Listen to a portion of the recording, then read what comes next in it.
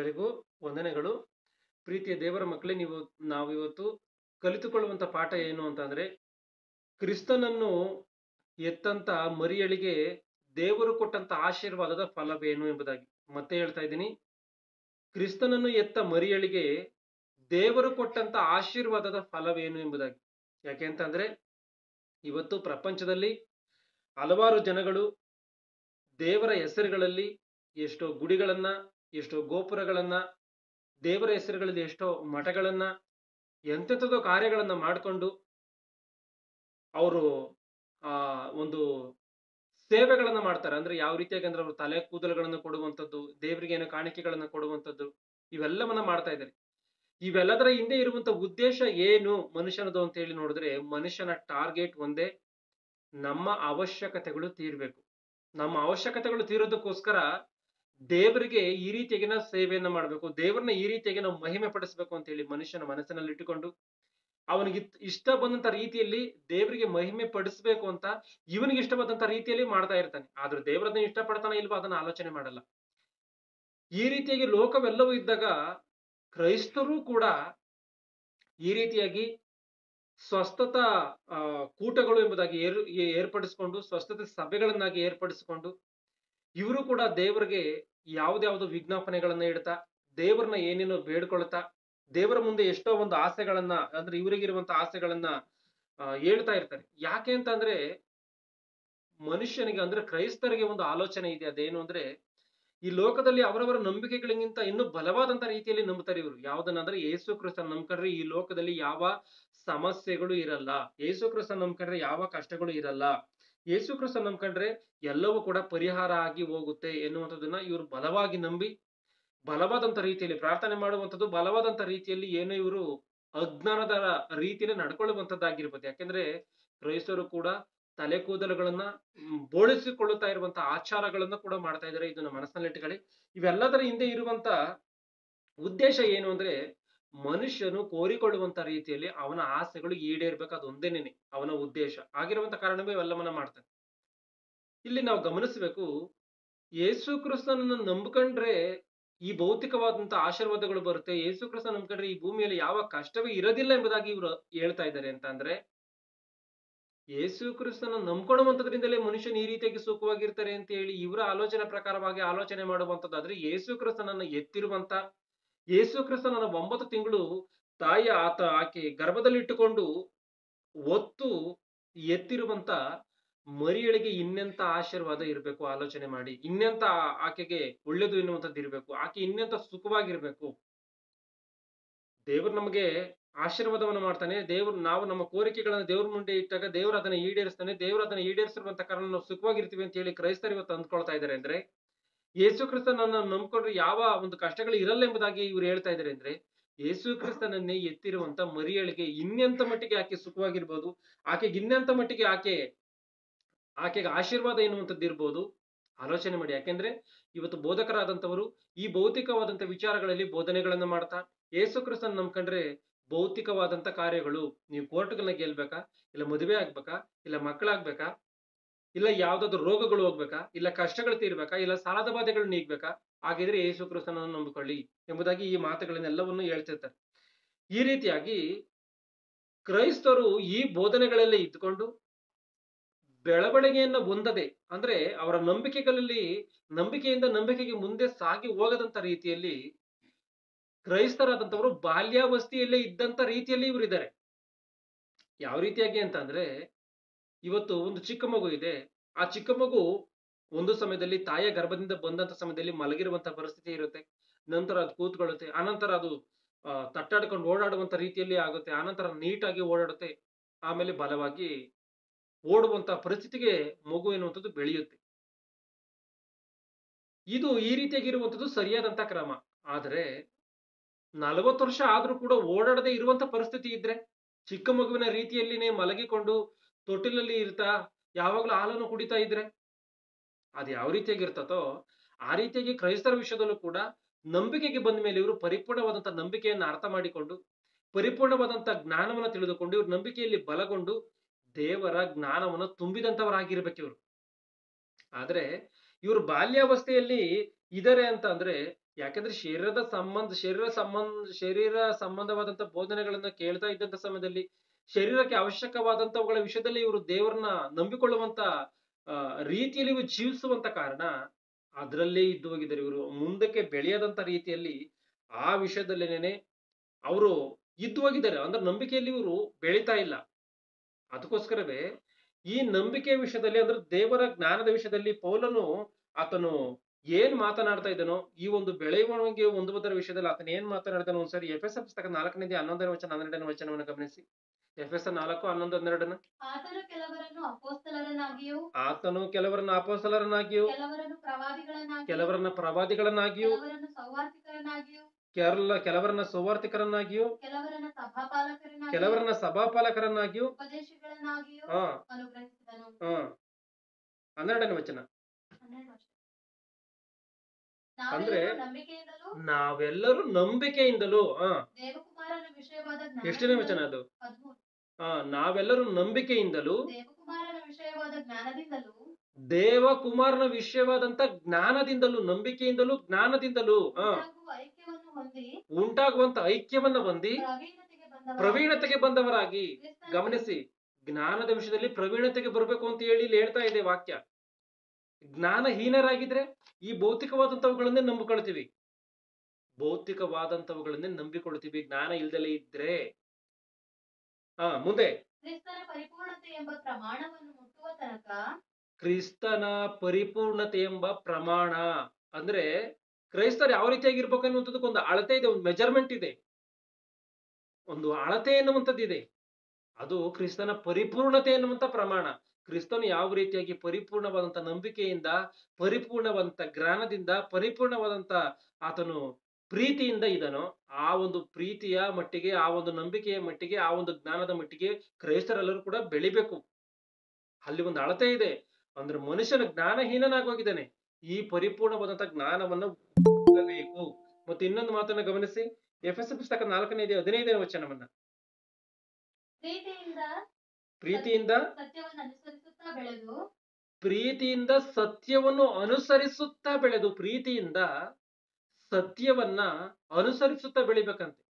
ಗಮನಿಸಿ, ಪ್ರೀತಿಯಿಂದ ಸತ್ಯವನ್ನು ಅನುಸರಿಸುತ್ತಾ ಬೆಳೆದು ಎಲ್ಲಾ ವಿಷಯಗಳಲ್ಲಿಯೂ ಕ್ರಿಸ್ತನ ಐಕ್ಯವನ್ನು ಹೊಂದುತ್ತಾ ಬರಬೇಕು. ಅಂದ್ರೆ ಕ್ರೈಸ್ತರಾದಂತವರು ದೇವರ ಕಡೆಗೆ ತಿರುಗಿಕೊಂಡ ಮೇಲೆ ಬಾಲ್ಯಾವಸ್ಥೆಯಲ್ಲೇ ಇರಬಾರ್ದು. ನಾವು ಪ್ರಾರಂಭಾವಸ್ಥೆಯಲ್ಲಿ ಇರುವಂತ ನಂಬಿಕೆಯಲ್ಲೇ ಇರಬಾರ್ದು. ನಂಬಿಕೆಯಲ್ಲಿ ದೃಢವಾಗ್ಬೇಕು, ಜ್ಞಾನದಲ್ಲಿ ದೃಢವಾಗ್ಬೇಕು. ಯಾಕಂದ್ರೆ ಒಂದು ಸಮಯದಲ್ಲಿ ಯೇಸು ಕ್ರಿಸ್ತನು ನೀವು ಶೋಧನೆಗೆ ಒಳಗಾಗದಂತೆ, ಅಂದ್ರೆ ಶೋಧನೆಗೆ ತಪ್ಪಿಸಿ ಕಾಪಾಡಬೇಕು ಎಂಬುದಾಗಿ ಪ್ರಾರ್ಥನೆ ಮಾಡ್ರಿ ಎಂಬುದಾಗಿ ಯೇಸು ಕ್ರಿಸ್ತನು ತನ್ನ ಶಿಷ್ಯಂದ್ರಿಗೆ ಪ್ರಾರ್ಥನೆ ವಿಷಯದಲ್ಲಿ ಹೇಳ್ಕೊಡ್ತಾನೆ. ಯಾಕೋಬನ ಗ್ರಂಥದಲ್ಲಿ ನೋಡುವಾಗ ಕಷ್ಟಗಳನ್ನ ಸಹಿಸಬೇಕು ಎಂಬುದಾಗಿ ಹೇಳ್ತಾನೆ. ಅದು ಬಾಲ್ಯಾವಸ್ಥೆ, ಪ್ರಾರಂಭದ ಒಂದು ಸಮಯ. ಅದನ್ನ ಯೂಟ್ಯೂಬ್ ಅಲ್ಲಿ ಮಾತನಾಡಿ ಅಪ್ಲೋಡ್ ಮಾಡಿದ್ದೀನಿ. ಪ್ರಾರಂಭದ ಸಮಯದಲ್ಲಿ ಕಷ್ಟ ಬರಬಾರ್ದು ಅಂತ ಪ್ರಾರ್ಥನೆ ಮಾಡ್ರಿ ಎಂಬುದಾಗಿ ಹೇಳಿದ್ದಾನೆ. ಆದ್ರೆ ಬಾಲ್ಯಾವಸ್ಥೆಯನ್ನು ದಾಟಿದ ತರುವಾಯ, ನಂಬಿಕೆಯಲ್ಲಿ ಬಲಗೊಂಡ ತರುವಾಯ, ಜ್ಞಾನವನ್ನು ತಿಳಿದುಕೊಂಡ ತರುವಾಯ ಕಷ್ಟವನ್ನು ಅನುಭವಿಸ್ಬೇಕು. ಮೊದಲೇ ಶಿಷ್ಯಂದ್ರಿಗೆ ಕಷ್ಟವನ್ನು ಅನುಭವಿಸ್ಬೇಕು, ಕಷ್ಟ ಬರುತ್ತೆ ಅಂತ ಹೇಳಿದ್ರೆ ಅವ್ರು ಯಾವ ರೀತಿ ದೃಢವಾಗಿ ನಿಲ್ಲೋದಕ್ಕೆ ಸಾಧ್ಯವಾಗುತ್ತೆ? ಆಗಲ್ಲ. ಈ ಮಾತುಗಳನ್ನ ಗಮನಿಸಿ. ಅಂದ್ರೆ ಶರೀರ ಸಂಬಂಧವಾದಂತ ವಿಷಯಗಳಲ್ಲಿ ಮಾತನಾಡ್ತಾ ಇಲ್ಲ ಇಲ್ಲಿ. ಅಂದ್ರೆ ಅದರಲ್ಲಿ ಬೆಳಿಬೇಕು, ಇದರಲ್ಲಿ ಬೆಳಿಬೇಕು ಅಂತ ಹೇಳಿ ಮಾತುಗಳಿದೆ ಅಂದ್ರೆ ಶರೀರ ಸಂಬಂಧ ವಿಷಯಗಳಲ್ಲಿ ಅಲ್ಲ, ಆತ್ಮಿಕವಾದಂತ ವಿಷಯಗಳಲ್ಲಿ, ದೇವರ ಜ್ಞಾನದ ವಿಷಯಗಳಲ್ಲಿ ಪರಿಪೂರ್ಣವಾದಂತ ರೀತಿಯಲ್ಲಿ ಜ್ಞಾನವನ್ನ ಅರ್ಥ ಮಾಡಿಕೊಂಡು, ಆ ಅರ್ಥ ಮಾಡಿಕೊಂಡಂತ ಜ್ಞಾನವನ್ನ ಪರಿಪೂರ್ಣವಾದಂತ ರೀತಿಯಲ್ಲಿ ಇನ್ನೊಬ್ಬರಿಗೆ ಹೇಳುವಂತ ಮಟ್ಟಿಗೆ ಬೆಳಿಬೇಕು. ನಾವೇನೋ ಜ್ಞಾನವನ್ನ ತಿಳ್ಕೊಂಡು ನಮ್ಮ ಮಟ್ಟಿಗೆ ನಾವೇ ಸುಮ್ಮನಾಗುವಂಥದ್ದು, ಇವೆಲ್ಲವೂ ತಪ್ಪಾಗಿ ಹೋಗ್ತದೆ. ಗಮನಿಸಿ, ಈಗ ಈ ಒಂದು ಆಶೀರ್ವಾದದ ವಿಷಯಗಳಲ್ಲಿ ಒಂದು ಸಮಯದಲ್ಲಿ ನೋಡುವಾಗ ಈ ಆಶೀರ್ವಾದ ಎನ್ನುವಂಥದ್ದು ದೇವರು ಇಸ್ರಾಯೇಲರಿಗೆ ಕೊಟ್ಟಿದ್ದಾನೆ. ಆ ಚರಿತ್ರೆಯನ್ನು ಒಂದು ವಾಕ್ಯವನ್ನು ನೋಡ್ಕೊಂಡು ಮುಂದೆ ಸಾಗಿ ಹೋಗೋಣ. ಧರ್ಮೋಪದೇಶ ಕಾಂಡ 28ನೇ ಅಧ್ಯಾಯ 1-6. ಧರ್ಮೋಪದೇಶ ಕಾಂಡ 28ನೇ ಅಧ್ಯಾಯ 1ನೇ ವಚನದಿಂದ 6ನೇ ವಚನವನ್ನು ಗಮನಿಸಿ. ನೀವು ನಿಮ್ಮ ದೇವರಾದ ಯೆಹೋವನ ಮಾತನ್ನು ಶ್ರದ್ಧೆಯಿಂದ ಕೇಳಿ, ನಾನು ಈಗ ನಿಮಗೆ ಬೋಧಿಸುವ ಆತನ ಆಜ್ಞೆಗಳನ್ನೆಲ್ಲ ಅನುಸರಿಸಿ ನಡೆದರೆ ಆತನು ಭೂಮಿಯ ಮೇಲಿರುವ ಎಲ್ಲಾ ಜನಾಂಗಗಳಿಗಿಂತಲೂ ನಿಮ್ಮನ್ನು ಉನ್ನತ ಸ್ಥಿತಿಗೆ ತರುವನು. ಕಿವಿಗೊಟ್ಟು ನಡೆದರೆ ಈ ಶುಭಗಳೆಲ್ಲ ನಿಮಗೆ ಪ್ರಾಪ್ತವಾಗುವವು. ಗಮನಿಸಿ, ನೀವು ದೇವರ ಮಾತುಗಳಿಗೆ ಅನುಸಾರವಾಗಿ ಬದುಕಿದ್ರೆ ಶುಭವಾಗುತ್ತೆ ಅಂದ್ರೆ ದೇವರೇ ಈ ಮಾತುಗಳನ್ನ ಹೇಳ್ತಾ ಇದ್ದೇನೆ. ನೀವೇನಾದ್ರೂ ನನ್ನ ಮಾತಿಗೆ ಅನುಸಾರವಾಗಿ ನೀವು ಬದುಕಿದ್ರೆ ನಿಮ್ಗೆ ಒಳ್ಳೇದಾಗುತ್ತೆ ಅಂತ ಹೇಳಿ ಹೇಳ್ತಾ ಇದ್ದೇನೆ. ಒಂದೇ ಮಾತು. ಆ ಏನು ಒಳ್ಳೇದು, ಅದೇನು ಆಶೀರ್ವಾದ, ಮುಂದೆ ಯಾವ ಅಂದರೆ ನಿಮಗೆ ಊರಲ್ಲಿಯೂ ಅಡವಿಯಲ್ಲಿಯೂ ಶುಭ ಉಂಟಾಗುವುದು. ಊರಲ್ಲಿ ಅಡವಿಯಲ್ಲಿ ಎಲ್ಲ ಶುಭ ಉಂಟಾಗುತ್ತೆ. ನಿಮ್ಮ ಸಂತಾನ ವ್ಯವಸಾಯಗಳಿಗೂ ದನ ಕುರಿ ಮುಂತಾದವುಗಳೆಲ್ಲವೂ ಶುಭ ಅಂದ್ರೆ ಮಂದೆಗಳು ಹೆಚ್ಚಾಗುತ್ತೆ ಅಂತ, ದನಗಳು ಹೆಚ್ಚಾಗುತ್ತೆ ಅಂತ. ಅಂದ್ರೆ ಇಲ್ಲಿ ಗಮನಿಸಿ, ಭೌತಿಕವಾದಂತ ಆಶೀರ್ವಾದಗಳು ಬರುತ್ತೆ. ಒಂದೇ ಮಾತು ಹೇಳ್ಬೇಕು ಅಂದ್ರೆ ಹಳೆ ಒಡಂಬಡಿಕೆಯಲ್ಲಿ ಭೌತಿಕವಾದಂತ ಆಶೀರ್ವಾದಗಳು ಬರುತ್ತೆ. ಮಕ್ಕಳಾಗುವಂತದ್ದಾಗಿರ್ಬೋದು, ದನ ಕುರಿಗಳು ಹೆಚ್ಚಾಗುವಂತದ್ದಾಗಿರ್ಬೋದು, ಒಂಟೆ ಕತ್ತೆಗಳು ಹೆಚ್ಚಾಗುವಂತದ್ದಾಗಿರ್ಬೋದು, ಭೌತಿಕವಾದಂತ ರೀತಿಯಲ್ಲಿ ಶರೀರಕ್ಕೆ ಶಕ್ತಿ ಬರುವಂತದ್ದಾಗಿರ್ಬೋದು, ಸಂಸೋನನ ರೀತಿಯಲ್ಲಿ. ಈ ರೀತಿಯಾಗಿ ಭೌತಿಕವಾದಂತ ಆಶೀರ್ವಾದಗಳನ್ನ ದೇವರು ಮಾಡಿದ್ದಾನೆ. ಇವೆಲ್ಲವೂ ಬರ್ಬೋದು. ಮುಂದೆ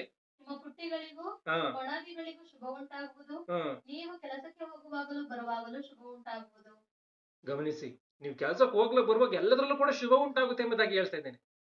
ಅಂದ್ರೆ ಇವುಗಳನ್ನು ಕೊಡುವಂತದ್ರ ಹಿಂದೆ ಒಂದು ಉದ್ದೇಶ ಇದೆ.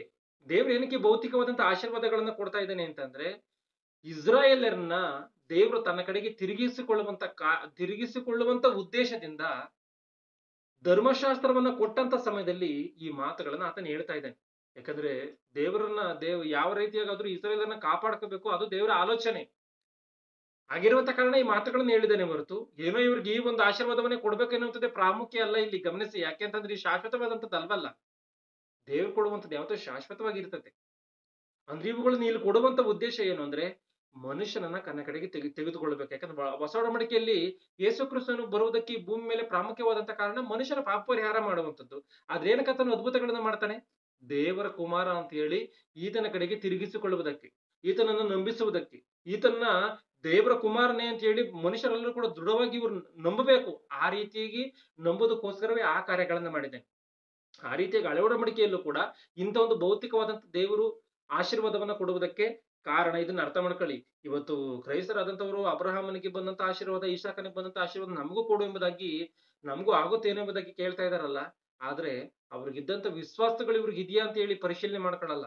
ದೇವ್ರೆ ನಮ್ಗೆ ಅಬ್ರಹಾಮನಿಗೆ ನೀನು ಒಂದು ದೇಶವನ್ನ ಕೊಟ್ಟಿದ್ಯಾ, ನಮಗೂ ಕೂಡ ಕೊಡು ಎಂಬುದಾಗಿ ಕೇಳುವಂತ ಮೂರ್ಖರು ಇದ್ದಾರೆ ಇವತ್ತು. ಆಲೋಚನೆ ಮಾಡಿ ಇವೆಲ್ಲವನ್ನ.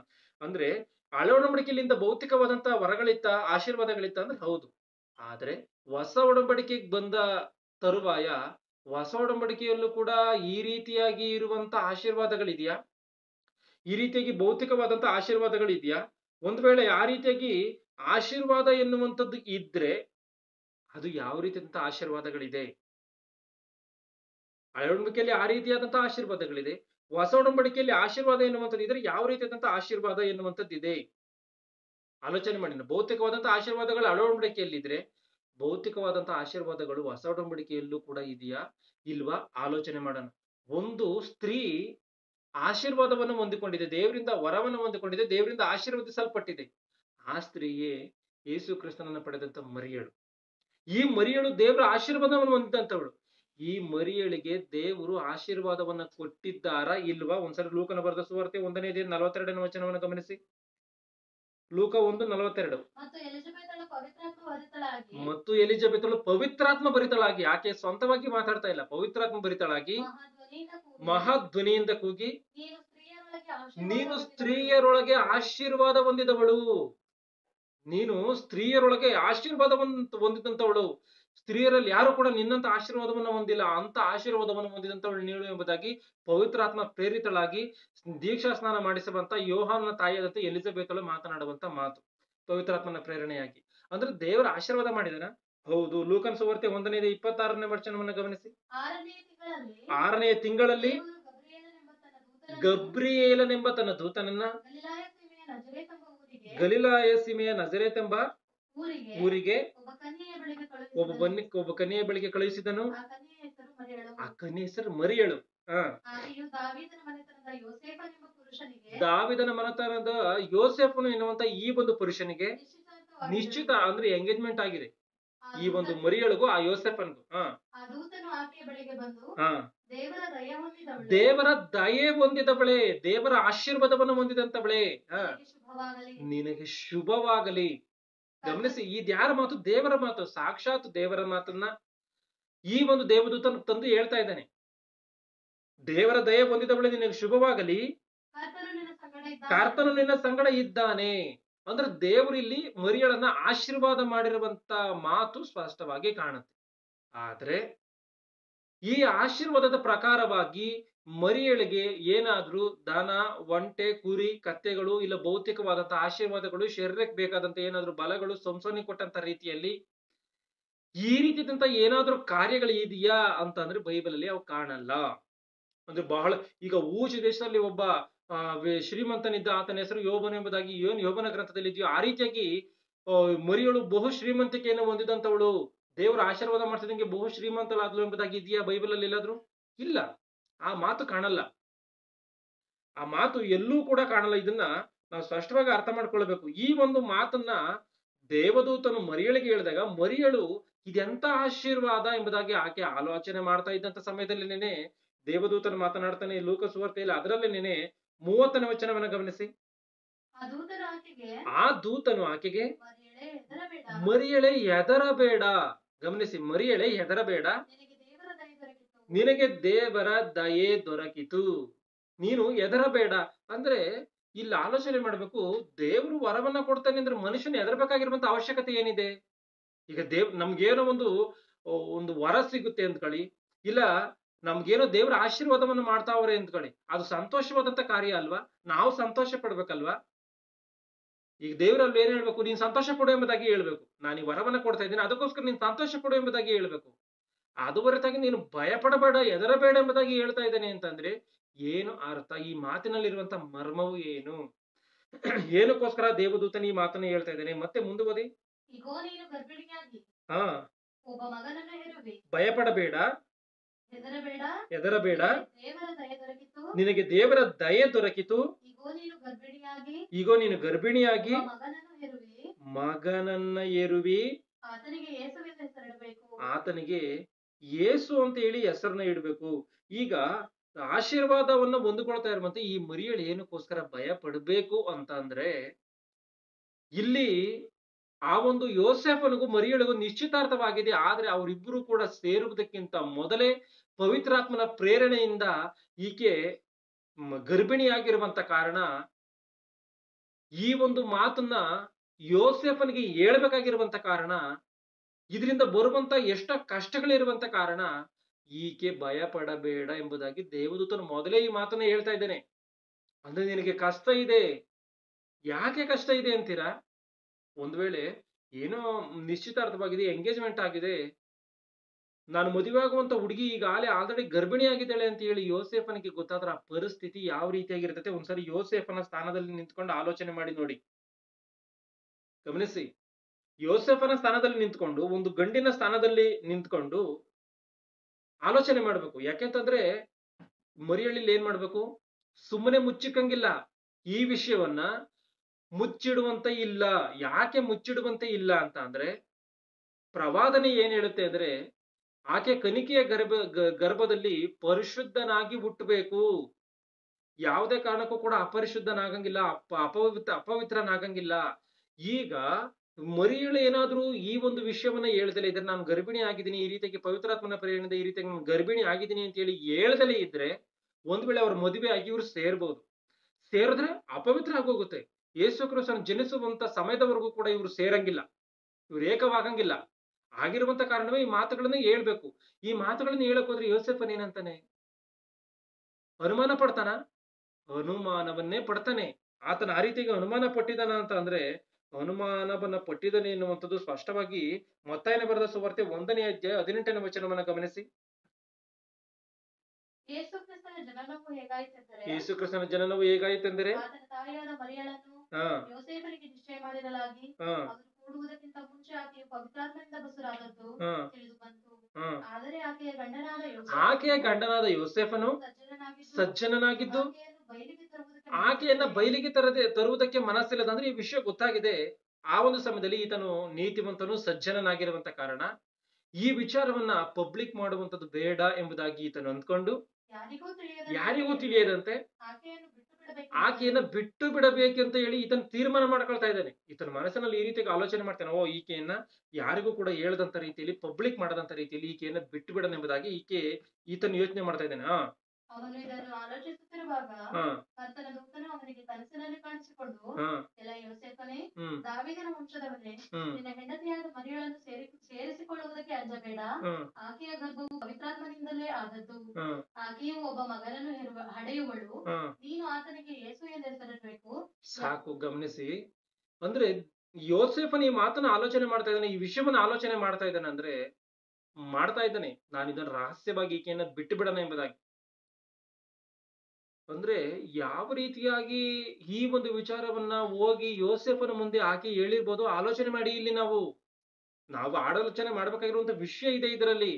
ಯಾವುದೇ ಒಂದು ಸ್ತ್ರೀ ಮದುವೆ ನಿಶ್ಚಿತಾರ್ಥ ಎಂಗೇಜ್ಮೆಂಟ್ ಆಗಿರುವಂತ ಸಮಯದಲ್ಲಿ ನಾನು ಗರ್ಭಿಣಿ ಆಗಿದ್ದೀನಿ ಎಂಬುದಾಗಿ ಹೇಳುವಂತದ್ದಾದ್ರೆ ಆಕೆಯ ಪರಿಸ್ಥಿತಿ, ಆಕೆಯ ನೋವು, ಆಕೆಯ ಸಂಕಟ, ಆಕೆಯ ವೇದನೆ ಯಾವ ರೀತಿಯಾಗಿ ಇರ್ಬೋದು. ಯಾಕೆಂದ್ರೆ ಗಂಡನ್ ಏನ್ ಅಂದ್ಕೊಳ್ತಾನೆ, ಈಕೆ ಯಾರ ಸವಾಸವನ್ನ ಮಾಡಿದಳು ಎಂಬುದಾಗಿ ಆತನ ಯೋಚನೆ ಮಾಡಲ್ವಾ? ಖಂಡಿತವಾಗ್ಲೂ ಆ ರೀತಿಯಾಗಿ ಯೋಚನೆ ಮಾಡಿರುವಂತ ಕಾರಣವೇ ಈಕೆಯನ್ನ ರಹಸ್ಯವಾಗಿ ಬಿಟ್ಟುಬಿಡದೆಂಬುದಾಗಿ ತೀರ್ಮಾನ ಮಾಡ್ಕೊಳ್ತಾ ಇದ್ದಾನೆ. ಒಂದು ವೇಳೆ ಆ ರೀತಿಯಾಗಿ ರಹಸ್ಯವಾಗಿ ಈತನು ಬಿಡುವಂತದ್ದಾದ್ರೆ, ಯೋಸೇಫನು ಒಂದು ವೇಳೆ ಮರಿಯಳನ್ನ ಆತನು ಬಿಡುವಂತದ್ದಾದ್ರೆ ಸಮಾಜ ಎಲ್ಲ ಯಾವ ರೀತಿಯಾಗಿ ನೋಡುತ್ತೆ ಮರಿಯಳನ್ನ? ಆಲೋಚನೆ ಮಾಡಬೇಕಿಲ್ಲ. ಯೋಸೇಫನ್ ಬಿಟ್ಬಿಟ್ಟ ಅಂತ್ಕೊಳ್ಳಿ, ಸಮಾಜ ಯಾವ ರೀತಿಯಾಗಿ ನೋಡುತ್ತೆ? ಈ ಜನ ಯಾವ ರೀತಿಯಾಗಿ ನೋಡುತ್ತೆ?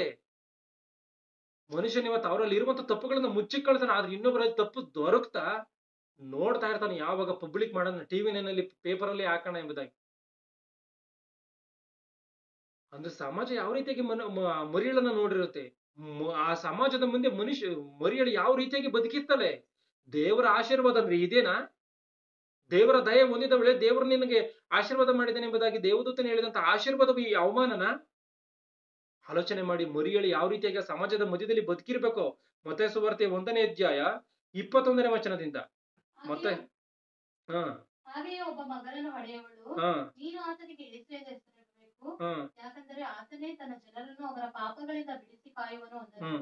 ಕರ್ತನು ಪ್ರವಾದಿಯ ಮುಖಾಂತರ ಹೇಳಿದ ಮಾತು ನೆರವೇರುವಂತೆ ಇದೆಲ್ಲ ನಡೆಯಿತು. ಕರ್ತನು ಪ್ರವಾದಿಯ ಮುಖಾಂತರ ಹೇಳಿದಂತ ರೀತಿಯಲ್ಲಿ ಇವೆಲ್ಲವೂ ಕೂಡ ನೆರವೇರ್ತಾ ಇದೆ. ಅಂದ್ರೆ ದೇವರು ಪ್ರವಾದನೆ ಮಾಡಿರುವಂತ ಪ್ರಕಾರ ಇವೆಲ್ಲವೂ ಕೂಡ ನಡಿಬೇಕು. ಆ ಮಾತು ಏನೆಂದರೆ, ಇಗೋ ಒಬ್ಬ ಕನ್ನಿಕೆಯು ಗರ್ಭಿಣಿಯಾಗಿ ಮಗನನ್ನು ಹಡೆಯುವಳು, ಆತನಿಗೆ ಇಮ್ಮಾನುವೇಲ್ ಎಂದು ಹೆಸರಿಡುವರು ಎಂಬುದು.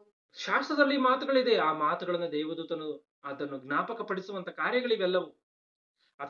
ಯಾಕೆ ಅಂತಂದ್ರೆ ಇಲ್ಲಿ ಒಂದು ಗಮನಿಸಬೇಕು, ಈ ಮೋಶೆಯ ಧರ್ಮಶಾಸ್ತ್ರದ ಪ್ರಕಾರವಾಗಿ ವ್ಯಭಿಚಾರದ ಮೂಲಕವಾಗಿ ವ್ಯಭಿಚಾರವನ್ನ ಮಾಡಿ ಯಾವ ಒಂದು ಸ್ತ್ರೀ ಆದ್ರೂ ಸಿಕ್ಕಿದ್ರೆ,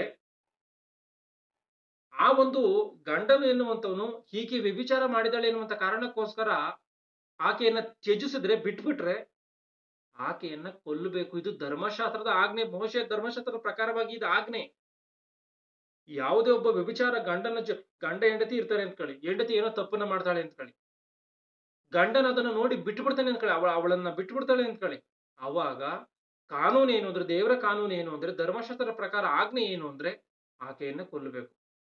ಒಂದ್ ವೇಳೆ ಇಲ್ಲೂ ಕೂಡ ಏನಾದ್ರೂ ಯೋಸೇಫನ ಮರಿಯಳನ್ನ ತ್ಯಜಿಸಿದ್ರೆ, ಬಿಟ್ಬಿಟ್ರೆ ಮರಿಯಳನ್ನ ಕೊಲ್ಲಬೇಕು. ಮರಿಯಳನ್ನ ಕೊಲ್ಲುವಂತದ್ದಾದ್ರೆ ದೇವರ ಅನಾದಿ ಸಂಕಲ್ಪ ಎನ್ನುವಂಥದ್ದು ನಿಂತು ಹೋಗುತ್ತೆ. ಆ ರೀತಿಯಾಗಿ ನಿಂತು ಹೋಗಂಗಿಲ್ಲ. ಆ ಕಾರಣಕ್ಕೋಸ್ಕರವೇ ಮರಿಯಳು ಯೋಸೇಫನಿಗೆ ಹೇಳ್ಬೇಕು. ಯೋಸೇಫನ ಅದನ್ನು ನಂಬಕ್ ಆಗದೇ ಇದ್ದಂತ ಸಮಯದಲ್ಲಿ ದೇವದೂತನ ಮೂಲಕವಾಗಿ ದೇವರು ಅದನ್ನ ತಿಳಿಸ್ಬೇಕು. ಆತನು ಸರಿಯಾದಂತ ರೀತಿಯಲ್ಲಿ ಇದನ್ನ ಅರ್ಥ ಮಾಡ್ಕೊಂಡು ಹೊಂದಾಣಿಕೆಯ ಜೀವಿತವನ್ನ ಆಕೆ ಜೀವಿಸ್ಬೇಕು. ಆಲೋಚನೆ ಮಾಡಿ, ಆಕೆ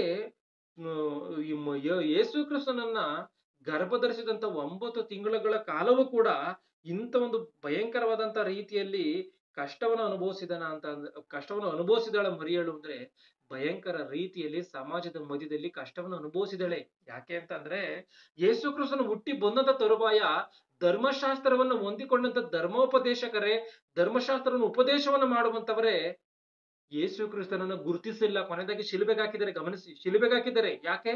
ಇದನ್ನು ಲೋಕ ರಕ್ಷಕನು ಎಂಬುದಾಗಿ ಗುರುತಿಸಿಲ್ಲ.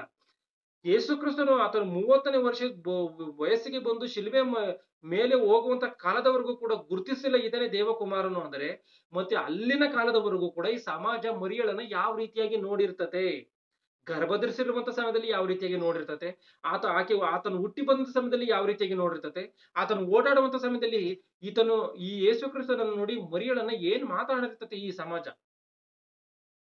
ಈ ಕೆಟ್ಟ ಸಮಾಜ ಒಳ್ಳೆ ರೀತಿಯಾಗಿ ಮಾತನಾಡುತ್ತಾ ಈ ಒಂದು ಗರ್ಭದಲ್ಲಿ ಇದ್ದಂತ ಸಮಯದಲ್ಲಿ 9 ತಿಂಗಳುಗಳ ಕಾಲ ಇರುವಂತ ಈ ಒಂದು ಕಷ್ಟಗಳನ್ನು ಅನುಭವಿಸಿರುವಂತದ್ದು ಬೇರೆ. ಯೇಸು ಕ್ರಿಸ್ತನು ಹುಟ್ಟಿದ ತರುವಾಯವು ಕೂಡ ಏನ್ ನಡೆಯುತ್ತೋ, ಮತ್ತಾಯನ ಬರೆದ ಸುವಾರ್ತೆ 2ನೇ ಅಧ್ಯಾಯ 13ನೇ ವಚನದಿಂದ ಗಮನಿಸಿ. ಮತ್ತಾಯನ ಬರೆದ ಸುವಾರ್ತೆ 2ನೇ ಅಧ್ಯಾಯ 13ನೇ ವಚನದಿಂದ, ಅವರು ಹೋದ ಮೇಲೆ ಕರ್ತನ ದೂತನು ಯೋಸೇಫನಿಗೆ ಕನಸಿನಲ್ಲಿ ಕಾಣಿಸಿಕೊಂಡು, ನೀನು ಎದ್ದು ಈ ಕೂಸನ್ನ ಇದರ ತಾಯಿಯನ್ನ ಕರೆದುಕೊಂಡು ಐಗುಪ್ತ ದೇಶಕ್ಕೆ ಹೋಗು. ಅಂದ್ರೆ ಹೇರೋದನು ಈ ಯೇಸು ಕ್ರಿಸ್ತನನ್ನ ಕೊಲ್ಲಬೇಕು ಎನ್ನುವಂತ ರೀತಿಯಲ್ಲಿ ಸೈತಾನನು ಹೇರೋದನಿಗೆ ಆಲೋಚನೆ ಆಗ್ತಾನೆ. ಅದರ ಆಲೋಚನೆಗೆ ಅನುಸಾರವಾಗಿ ಯೇಸು ಕ್ರಿಸ್ತನ ಕೊಲ್ಲಬೇಕು ಎನ್ನುವಂತ ರೀತಿಯಲ್ಲಿ ತೀರ್ಮಾನವನ್ನು ಮಾಡ್ತಾನೆ. ಅದಕ್ಕೋಸ್ಕರ ದೇವದೂತನ ಏನ್ ಮಾಡ್ತಾನೆ, ನೀನು ಈ ಮಗುವನ್ನ ತಾಯಿನ ತೆಗೆದುಕೊಂಡು ನೀನು ಐಗುಪ್ತ ದೇಶಕ್ಕೆ ಹೋಗು ಎಂಬುದಾಗಿ ಹೇಳ್ತಾನೆ. ಹೋಗಿ ಹೇಳ್ತಿದಂಗೆ ಹೋಗ್ಬಿಟ್ಟು ಏನೋ ದಿಢೀರ್ ಅಂತ ಹೋಗ್ಬಿಟ್ಟು ಫ್ಲೈಟ್ ಹತ್ತಿ ಒಂದು ಅರ್ಧ ಗಂಟೆಗೆ 1 ಗಂಟೆಗೋ 2 ಗಂಟೆಗೋ ಅಲ್ಲಿ ಹೋಗಿ ಇಳಿದು ಬಿಡೋದಕ್ಕೆ ಫ್ಲೈಟ್ ಇದೆಯಾ, ಬಸ್ ಇದೆಯಾ, ಆಟೋ ಇದೆಯಾ? ಆಲೋಚನೆ ಮಾಡಿ. ಕತ್ತೆ ಮೇಲೆ ಅವರು ಪ್ರಯಾಣ ಮಾಡಿ ಹೋಗ್ಬೇಕು ಅಂದ್ರೆ ಅದು ಚಿಕ್ಕ ಮಗುವಿನ ಒಂದು ಜೊತೆಯಲ್ಲಿ ಪ್ರಯಾಣ ಮಾಡುವಂತದ್ದು ಎಂತ ಭಯಂಕರವಾದಂತ ಕಷ್ಟವೋ ಆಲೋಚನೆ ಮಾಡ್ಬೇಕು.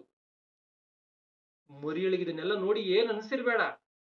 ದೇವರ ಆಶೀರ್ವಾದ ಮಾಡಿದಾನೆ, ದೇವರನ್ನ ಆಶೀರ್ವಾದ ಮಾಡಿದಾನೆ ಎಂಬುದಾಗಿ ಆಲೋಚನೆ ಇಲ್ಲದಂತ ಮರಿಯಳಿಗೆ ಇಂತ ಕಷ್ಟಗಳನ್ನ ಹಾಕಿ ಎದುರು ನೋಡ್ಕೊಂಡ್ ಬರ್ತಾ ಇದ್ದಾಳೆ ಅಂದ್ರೆ, ಸಮಾಜದ ಮಧ್ಯದಲ್ಲಿ ಅವಮಾನವನ್ನು ಹೊಂದುತ್ತಾ ಇದ್ದಾಳೆ ಅಂದ್ರೆ, ಈಕೆ ಗಂಡನನ್ನ ಬಿಟ್ಟು ಯಾರಿಗೆ ಈ ಮಗುವನ್ನ ಎತ್ತಿದಳೋ, ಯಾರಿಗೆ ಬಸರ ಹಾಕಿದಳೋ ಎಂಬುದಾಗಿ ಸಮಾಜ ಎಂತ ಪರಿಸ್ಥಿತಿಯಲ್ಲಿ ನೋಡಿರುತ್ತೆ. ದೇವದೂತನ ಮಾತಿಗೆ ಅನುಸಾರವಾಗಿ ಯೋಸೇಫನನ್ನ ಆ ಮರಿಯಳನ್ನು ಆ ಎಳೆ ಮಗುವನ್ನು ತೆಗೆದುಕೊಂಡು ಅವ್ರು ಐಗುಪ್ತ ದೇಶಕ್ಕೆ ಹೋಗ್ಬೇಕು ಅಂತಂದ್ರೆ ಎಂತ ಭಯಂಕರವಾದಂತ ರೀತಿಯಲ್ಲಿ ಪ್ರಯಾಣ ಮಾಡಿರ್ತಾರೋ ಆಲೋಚನೆ ಮಾಡಿ. ಯಾಕಂದ್ರೆ ಈ ಸಾಮಾನ್ಯವಾದಂತ ದೂರ ಅಲ್ಲ. ಐಗುಪ್ತ ದೇಶಕ್ಕೂ ಇಸ್ರಾಯೇಲ್ ದೇಶಕ್ಕೂ ಇರುವಂತ ದೂರ ಸಾಮಾನ್ಯವಾದಂತದ್ದಲ್ಲ. ಅಷ್ಟು ದೂರ ಪ್ರಯಾಣವನ್ನ ಕಥೆಯ ಮೇಲೆ ಅವ್ರು ಮಾಡಿ ಹೋಗ್ಬೇಕು ಅಂದ್ರೆ ಭಯಂಕರವಾದಂತ ರೀತಿಯಲ್ಲಿ ಕಷ್ಟ ಅದು. ಅಂತ ಕಷ್ಟವನ್ನು ಅನುಭವಿಸಿದ್ದಾರೆ ಅಂದ್ರೆ, ಅಂತ ಕಷ್ಟವನ್ನು ಅವರು ಅನುಭವಿಸಿದ್ದಾರೆ ಎನ್ನುವಂಥದ್ದು ಸ್ಪಷ್ಟವಾಗಿ ಈ ಮಾತುಗಳಿಂದ ಅರ್ಥವಾಗ್ತದೆ. ಈ ಯೇಸು ಕ್ರಿಸ್ತನು ಹುಟ್ಟುವುದಕ್ಕಿಂತ ಮೊದಲು ಗರ್ಭದಲ್ಲಿ ಇದ್ದಾಗ ಒಂದು ರೀತಿಯಾದಂತ ಕಷ್ಟ, ಹುಟ್ಟಿ ಬಂದಂತ ತರುವಾಯ ಇನ್ನೊಂದು ರೀತಿಯಾದಂತ ಕಷ್ಟವನ್ನು ಮರಿಯಳು ಅನುಭವಿಸ್ಕೊಂಡ್ ಬರ್ತಾ ಇದ್ದಾಳೆ ಅಂದ್ರೆ, ಆ ರೀತಿಯಾಗಿ ಅನುಭವಿಸ್ಕೊಂಡ್ ಬರ್ತಾನೆ ಇದ್ದಾಳೆ. ಇಲ್ಲಿ ಮರಿಯಳನ್ನ ಗಮನಿಸ್ಬೇಕು. ದೇವದೂತನ ಏನ್ ಹೇಳ್ತಾನೆ, ನೀನು ಪವಿತ್ರಾತ್ಮನ ಪ್ರೇರಣೆಯಿಂದ, ಪವಿತ್ರಾತ್ಮನ ಒಂದು ಮೂಲಕವಾಗಿ ನೀನು ಗರ್ಭಿಣಿ ಆಗ್ತೀಯಾ, ಮಗನನ್ನ ಏರ್ತೀಯ, ನೀನು ಯೇಸು ಕ್ರಿಸ್ತನ ಎಂಬುದಾಗಿ ಹೆಸರನ್ನ ಇಡ್ತೀಯ ಎಂಬುದಾಗಿ ಹೇಳ್ತಾ ಇದೆ.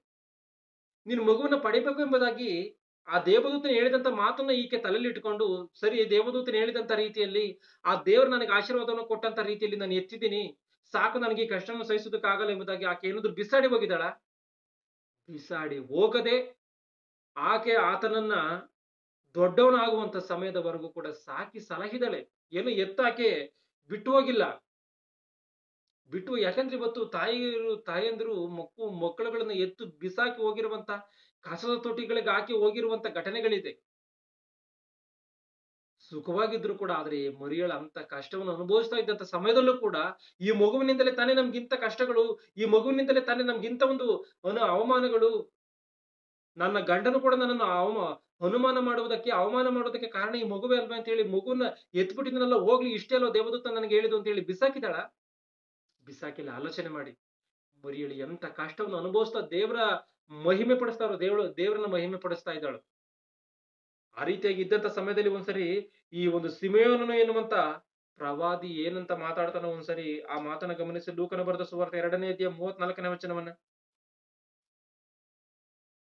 ಲೂಕನ ಸುವಾರ್ತೆ 2:34 ಸಿಮೆಯೋನನು ಆ ಒಂದು ಮಗುವನ್ನ ಯಾವ ರೀತಿಯಾಗಿ ಆಶೀರ್ವಾದ ಮಾಡ್ತಾ ಇದ್ದಾನೋ, ತಾಯಿಯಾದಂತ ಮರಿಯಳಿಗೆ, ಅಂದ್ರೆ ಸಿಮೆಯೋನನು ಆ ಮಗುವನ್ನ ಆಶೀರ್ವದಿಸಿ ಹೇಳ್ತಾ ಇದ್ದಾನೆ, ತಾಯಿಯಾದ ಮರಿಯಳಿಗೆ, ಈಗೋ ಈತನು ಇಸ್ರಾಯೇಲ್ ಜನರಲ್ಲಿ ಅನೇಕರು ಬೀಳುವುದಕ್ಕೂ ಅನೇಕರು ಹೇಳುವುದಕ್ಕೂ ಕಾರಣನಾಗಿರ್ತಾನೆ. ಯೇಸು ಕ್ರಿಸ್ತನ ವಿಚಾರದಲ್ಲಿ ಇವತ್ತು ಪ್ರಪಂಚದಲ್ಲಿ ಆಗ್ತಿರುವಂತ ಕಲ್ಲೋಲವಾದಂತ ಕಾರ್ಯಗಳು 1-2. ಈತನು ವಿವಾದಾಸ್ಪದವಾದಂತ ಗುರುತಾಗಿರುವನೆಂಬುದಾಗಿ ದೇವರು ಮೊದಲೇ ಪ್ರವಾದನೆಯನ್ನ ಮಾಡಿದ್ದಾನೆ. ಯೇಸು ಕ್ರಿಸ್ತನನ್ನ ತಿಳಿಯದೇ ಇರುವಂತ ದೇಶಗಳಿಲ್ಲ. ಆದ್ರೆ ಯೇಸು ಕ್ರಿಸ್ತನ ವಿಚಾರದಲ್ಲಿ ವಿವಾದಗಳಿದೆಯಾ? ಇದೆ. ಈತನು ವಿದೇಶಿ ದೇವರು ಎನ್ನುವಂತ ವಿವಾದ, ಈತನು ದೇವರ ಕುಮಾರನು ಎನ್ನುವಂತ ವಿವಾದ, ದೇವರ ಕುಮಾರನ ಅಲ್ಲ ಎನ್ನುವಂತ ವಿವಾದ, ನಿತ್ಯ ಎನ್ನುವಂತ ವಿವಾದ, ನಿತ್ಯನಲ್ಲ ಎನ್ನುವಂತ ವಿವಾದಗಳು, ಏನೇನೋ ವಿವಾದಗಳು. ಯೇಸು ಕ್ರಿಸ್ತನ ವಿಚಾರದಲ್ಲಿ ಇದ್ದಂತ ಒಂದು ವಿವಾದಗಳು ಯಾರ ವಿಚಾರದಲ್ಲೂ ಕೂಡ ಇಲ್ಲ. ಅದು ದೇವರು ಮೊದಲೇ ಪ್ರವಾದನೆಯನ್ನು ಮಾಡಿದಾನ ಅಂದ್ರೆ ಹೌದು, ದೇವರು ಭವಿಷ್ಯತ್ತನ್ನ ನೋಡಿ ಈ ಮಾತುಗಳನ್ನು ಹೇಳಿದ್ದಾನೆ. ಮುಂದೆ ಮತ್ತು ಜನರು ಎದುರು ಮಾತಾಡುವುದಕ್ಕೆ ಗುರುತಾಗಿರುವನು. ದೇವರು ಕ್ಷಮಿಸಿ, ಜನರು ಎದುರು ಮಾತಾಡುವುದಕ್ಕೆ ಗುರುತಾಗಿರುವನು. ಹೀಗೆ ಬಹುಜನರ ಅಂತರಂಗದ ವಿಚಾರಗಳು ಎದುರು ಮಾತನಾಡುವುದಕ್ಕೆ ಗುರುತಾಗಿರುವನು ಅಂದ್ರೆ ಯೇಸು ಕ್ರಿಸ್ತನ ವಿಷಯದಲ್ಲಿ ಎದುರಾಗಿ ಮಾತಾಡ್ತಿದ್ದಾರ? ಹೌದು, ಇದನ್ನು ಮೊದಲೇ ಪ್ರವಾದನೆಯಾಗಿ ಹೇಳಿದ್ದಾನೆ. ಹೀಗೆ ಬಹುಜನರ ಅಂತರಂಗದ ವಿಚಾರಗಳು ಬಯಲಿಗೆ ಬಂದಾವು. ಇದಕ್ಕೆ ಈತನು ಹುಟ್ಟಿದ್ದು. ಇದಲ್ಲದೆ ನಿನ್ನ ಪ್ರಾಣಕ್ಕಂತೂ ಅಲಗು ನಾಟಿದಂತಾಗುವುದು. ಇದಲ್ಲದೆ ಮರಿಯಳೆ ನಿನ್ನ ಪ್ರಾಣಕ್ಕಂತೂ ಅಲಗು ನಾಟಿದಂತಾಗುತ್ತೆ ಎಂಬುದಾಗಿ ಆಶೀರ್ವಾದ ಮಾಡ್ತಾ ಇದ್ದಾನೆ ಆ ಪ್ರವಾದಿ. ಆತನು ಲೋಕರಕ್ಷಕನನ್ನು ನೋಡ್ದಲೆ ಆತನ ಸಾಯಂಗಿಲ್ಲ ಎನ್ನುವಂತ ವಿಚಾರದಲ್ಲಿ ಆತನ ಮಾತುಗಳಿದೆ. ಆತನ ಈ ರೀತಿಯಾಗಿ ಆಶೀರ್ವಾದ ಮಾಡ್ತಾ ಇದ್ದಾನೆ. ನಿನ್ನ ಪ್ರಾಣಕ್ಕಂತೂ ಅಲಗು ನಾಟಿದಂತಾಗುವುದು ಅಂತ. ಅದ್ ಯಾವ ರೀತಿಯಾಗಿ ನಾಟಿದೆಯೋ ಲೂಕ ಸುವಾರ್ತೆ 2ನೇ ಅಧ್ಯಾಯ 48ನೇ ವಚನವನ್ನು ಗಮನಿಸಿ. ತಂದೆ ತಾಯಿಗಳು ಆತನನ್ನು ಕಂಡು ಬೆರಗಾದರು ಮತ್ತು ಆತನ ತಾಯಿಯು ಕಂದ, ನೀನು ನಮಗೆ ಯಾಕೆ ಹೀಗೆ ಮಾಡಿದೆ ಅಂದ್ರೆ, ಇವರು ಯೆರೂಸಲೇಮಿಗೆ ಹಬ್ಬಕ್ಕೋಸ್ಕರ ಬಂದಿದ್ದಾರೆ. ಬಂದಂತ ಸಮಯದಲ್ಲಿ ಹಬ್ಬವನ್ನ ಮುಗಿಸ್ಕೊಂಡು ವಾಪಸ್ ಹೋಗುವಂತ ಸಮಯದಲ್ಲಿ ಇವರು ಪ್ರಯಾಣ ಮಾಡ್ತಾ ಇದ್ದಾರೆ. ಎಲ್ಲೋ ಜನಗಳ ಮಧ್ಯದಲ್ಲಿ ಇದ್ದೇನೆ, ಬರ್ತಾ ಇದ್ದೇನೆ ಅಂತ ಹೇಳಿ ಹೋಗ್ತಾ ಇದ್ದಾರೆ. ಹೋಗುವಂತ ಸಮಯದಲ್ಲಿ ಈತನು ಇಲ್ಲ ಅಂತ ಹೇಳಿ 3 ದಿನಗಳ ಪ್ರಯಾಣವಾದಂತ ತರುವಾಯ ಅವರು ಹುಡುಕಿಕೊಂಡು ಈತ ನಮ್ಮ ಜೊತೆಯಲ್ಲಿ ಇಲ್ಲ ಎನ್ನುವಂಥದ್ದನ್ನ ಅರ್ಥ ಮಾಡಿಕೊಂಡಂತ ತರುವಾಯ ಮತ್ತೆ ಇವರು ಯೆರೂಸಲೇಮಿಗೆ ಬರ್ತಾ ಇದ್ದಾರೆ. ಯೆರೂಸಲೇಮಿಗೆ ಬಂದಂತ ಸಮಯದಲ್ಲಿ ಯೇಸು ಕ್ರಿಸ್ತನು 12ನೇ ವಯಸ್ಸಿನಲ್ಲಿ ಬೋಧಕರ ಮಧ್ಯದಲ್ಲಿ ಕುಳಿತುಕೊಂಡು, ಬೋಧಕರಂದ್ರೆ ಸಾಮಾನ್ಯವಾದಂತವರಲ್ಲ, ಮನುಷ್ಯರಿಗೆಲ್ಲರೂ ಧರ್ಮಶಾಸ್ತ್ರವನ್ನು ಬೋಧನೆ ಮಾಡುವಂತವ್ರು, ಅವರ ಮಧ್ಯದಲ್ಲಿ ಕೂತ್ಕೊಂಡು ಪ್ರಶ್ನೆಗಳನ್ನ ಮಾಡ್ತಾ ಉತ್ತರವನ್ನ ಕೊಡ್ತಾ ಇದ್ದಾನೆ.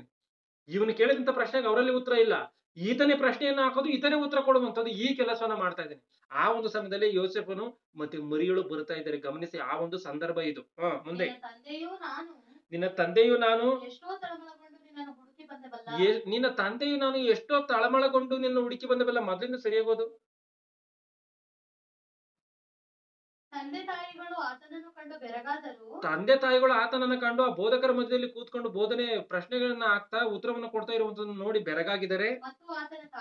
ಮತ್ತು ಆತನ ತಾಯಿಯು ಕಂದ, ನೀನ್ ನಮಗೆ ಯಾಕೆ ಈ ರೀತಿಯಾಗಿ ಮಾಡಿದೀಯಾ?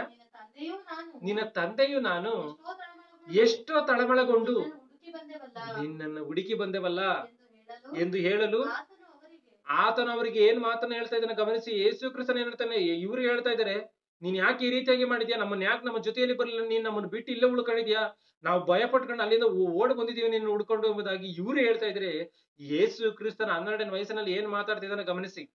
ನೀವು ನನ್ನನ್ನು ಹುಡುಕಿದ್ದೇನು, ನಾನು ನನ್ನ ತಂದೆಯ ಮನೆಯಲ್ಲಿ.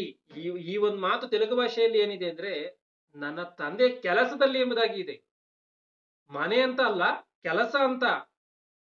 ಇಲ್ಲಿ ಮನೆ ಎನ್ನುವಂತ ಮಾತು ಕನ್ನಡ ಬೈಬಲ್ ಅಲ್ಲಿ ಆಗಿರುವಂತ ಭಾಷಾಂತರ ಮಾಡುವಂತ ವಿಷಯದಲ್ಲಿ ಆಗಿರುವಂತ ಮಿಸ್ಟೇಕ್ ಇದು. ಕೆಲಸ ಅಂತ. ನಾನು ನನ್ನ ತಂದೆಯ ಕೆಲಸದಲ್ಲಿ ಇರಬೇಕಾದದ್ದು ನಿಮಗೆ ತಿಳಿಯಲಿಲ್ಲವೋ? ಗಮನಿಸಿ, ಜಾತ್ರೆಗೆ ಬಂದಿರುವಂತ ಜನಗಳಿರ್ಬೋದಲ್ಲಿ, ಬೋಧಕರಿದ್ದಾರೆ, ದೇವರ ಆಲಯದಲ್ಲಿ ಆತನು ಕೂತ್ಕೊಂಡಿದ್ದಾನೆ. ಯೋಸೇಫನ ಮರಿಯಳು ಈ ಮಾತನ್ನ ಕೇಳಿದ್ರೆ ಯೇಸು ಕ್ರಿಸ್ತನೇ ಅಂತ ಹೇಳ್ತಾ ಇದ್ದಾನೆ, ನಾನ್ ನನ್ನ ತಂದೆ ಕೆಲಸದಲ್ಲಿ ಇರ್ಬೇಕಾದಂತದ್ದು ನಿಮ್ಗೆ ಗೊತ್ತಿಲ್ವಾ ಎಂಬುದಾಗಿ ಹೇಳ್ತಾ ಇದ್ದಾರೆ. ಅಂದ್ರೆ ಗಮನಿಸಿ, ನಾನ್ ನನ್ನ ತಂದೆಯ ಕೆಲಸದಲ್ಲಿ ಇರ್ಬೇಕಾದಂತದ್ದು ನಿಮಗೆ ಗೊತ್ತಿಲ್ವಾ ಎಂಬುದಾಗಿ ಈತನ ಕೇಳ್ತಾ ಇದ್ದಾನೆ ಅಂದ್ರೆ, ಯೇಸು ಕ್ರಿಸ್ತನ ಒಂದು ಭೌತಿಕವಾದಂತ ತಂದೆ ಯಾರಲ್ಲಿ? ಯೋಸೇಫನ ಕೆಲಸ ಏನು? ಬಡಗಿ, ಮರ ಕೆತ್ತುವಂಥದ್ದು. ಈತನು ಒಂದು ವೇಳೆ ಬಡಗಿಗೆ ಯೋಸೇಫನಿಗೆ ಹುಟ್ಟಿರುವಂತದ್ದಾಗಿದ್ರೆ ಈತನು ಕೂಡ ಬಡಗಿ ಕೆಲಸವನ್ನ ಮಾಡ್ಬೇಕಾಗಿತ್ತು. ಆದ್ರೆ ಈತನು ಬೋಧಕರ ಮಧ್ಯದಲ್ಲಿ ಕೂತ್ಕೊಂಡು ಬೋಧನೆ ಮಾಡ್ತಾ ಇದ್ದಾನೆ ಅಂದ್ರೆ, ಈ ಮನುಷ್ಯರೆಲ್ಲ ಏನ್ ಅನ್ಕೊಂಡಿದ್ದಾರೆ, ಇವನು ಈ ಮಾತನ್ನ ಹೇಳ್ತಾ ಇದ್ದಾನೆ ಅಂತ ಅಂದ್ರೆ ಈತನ ಯಾರಿಗೋ ಬೋಧಕರಿಗೆ ಹುಟ್ಟಿರ್ಬೋದಾ ಎಂಬುದಾಗಿ ಸಮಾಜ ಎಲ್ಲವೂ ಕೂಡ ಈತನನ್ನ ಗಮನಿಸಿರಲ್ವಾ? ಗಮನಿಸಿರುತ್ತೆ ಈತನ ಮಾತನ್ನ. ಅಂದ್ರೆ ಯೋಸೇಫನಿಗೂ ಅಷ್ಟು ಜನಗಳ ಮುಂದೆ ಅವಮಾನ, ಮರಿಯಳಿಗೂ ಕೂಡ ಅಷ್ಟು ಜನಗಳ ಮುಂದೆ ಅವಮಾನ. ನಾನು ನನ್ನ ತಂದೆ ಕೆಲಸದಲ್ಲಿ ಇದ್ದೀನಿ, ನೀವೇನಕ್ಕೆ ನನ್ನನ್ನು ಹುಡುಕಿದ್ದೀರಿ ಎಂಬುದಾಗಿ ಯೇಸು ಕ್ರಿಸ್ತನ ಕೇಳ್ತಾ ಇದ್ದೀನಿ ಅಂದ್ರೆ ಇವರಿಬ್ಬರಿಗೂ ಅವಮಾನ ಅಲ್ವಾ? ಅವರೆಲ್ಲ ಏನ್ ಅಂದ್ಕೊಳ್ತಾರೆ, ಈತನ ತಂದೆ ಯೋಸೇಫನ, ಇಲ್ಲ ಬೇರೆ ಯಾರಾದ್ರೂ ಇರ್ಬೋದಾ? ನಿಮ್ ಮೈಕ್ಳನ್ನು ಮ್ಯೂಟ್ ಮಾಡಿ ದಯವಿಟ್ಟು. ಯೋಸೇಫನ ಆಗಿದ್ದಾನ ಇಲ್ಲ ಬೇರೆ ಆಗಿದ್ದಾರೆ ಎಂಬುದಾಗಿ ಇವರು ಅನುಮಾನ ಪಡ್ತಾರ ಅಂದ್ರೆ ಹೌದು, ಅನುಮಾನ ಪಟ್ಟೇ ಇರ್ತಾರೆ. ಯಾಕಂದ್ರೆ ಇವತ್ತು ಸಮಾಜದಲ್ಲಿ ಇರುವಂತ ಮನುಷ್ಯರು ಆ ರೀತಿಯಾಗಿ ಇದ್ದಾರೆ.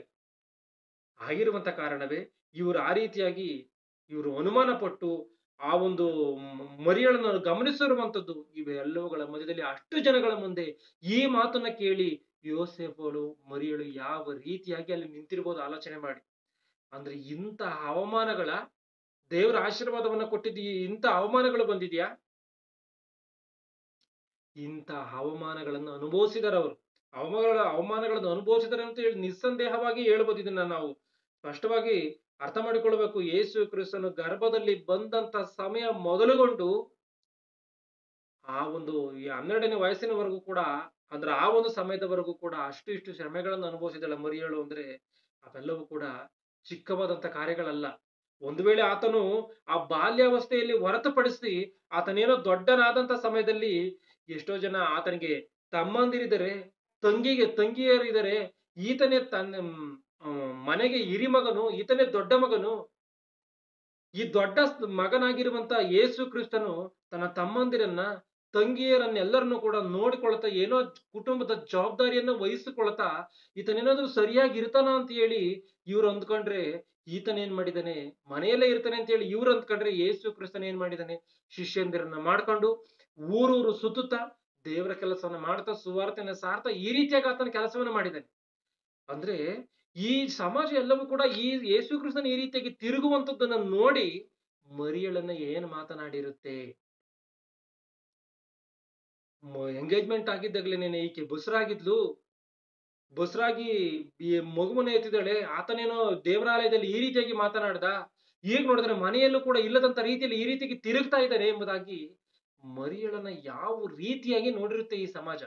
ಮನೆಗೆ ಬರೋದ ಪರಿಸ್ಥಿತಿಯಲ್ಲಿ ಇರುವಂತ ಈ ಒಂದು ಯೇಸು ಕ್ರಿಸ್ತನನ್ನ ಒಂದು ಸಾರಿ ಮರಿಯಳು ಆತನನ್ನು ನೋಡ್ಬೇಕು, ಆತನ ಜೊತೆಯಲ್ಲಿ ಮಾತನಾಡಬೇಕು ಎನ್ನುವಂತ ಆಸೆಯಿಂದ ತನ್ನ ಚಿಕ್ಕ ಮಕ್ಕಳನ್ನು ತೆಗೆದುಕೊಂಡು ಯೇಸು ಕ್ರಿಸ್ತನ ನೋಡಕ್ಕೆ ಹೋದಂತ ಸಮಯದಲ್ಲಿ ಏನ್ ನಡೆಯುತ್ತೋ, ಮತ್ತಾಯನ ಸುವಾರ್ತೆ 12ನೇ ಅಧ್ಯಾಯ 48ನೇ ವಚನವನ್ನು ಗಮನಿಸಿ. ಮತ್ತಾಯನ ಬರೆದ ಸುವಾರ್ತೆ 12:48ನೇ ವಚನ. ಅದಕ್ಕೆ ಆತನು, ಅಂದ್ರೆ ಅದರಿಂದ ಮೇಲಿಂದ ಓದಿ ಮುಂದೆ. ಜನರ ಗುಂಪುಗಳ ಸಂಗಡ ಇನ್ನೂ ಮಾತನಾಡುತ್ತಿರುವಾಗ ಆತನ ತಾಯಿಯು ತಮ್ಮಂದಿರು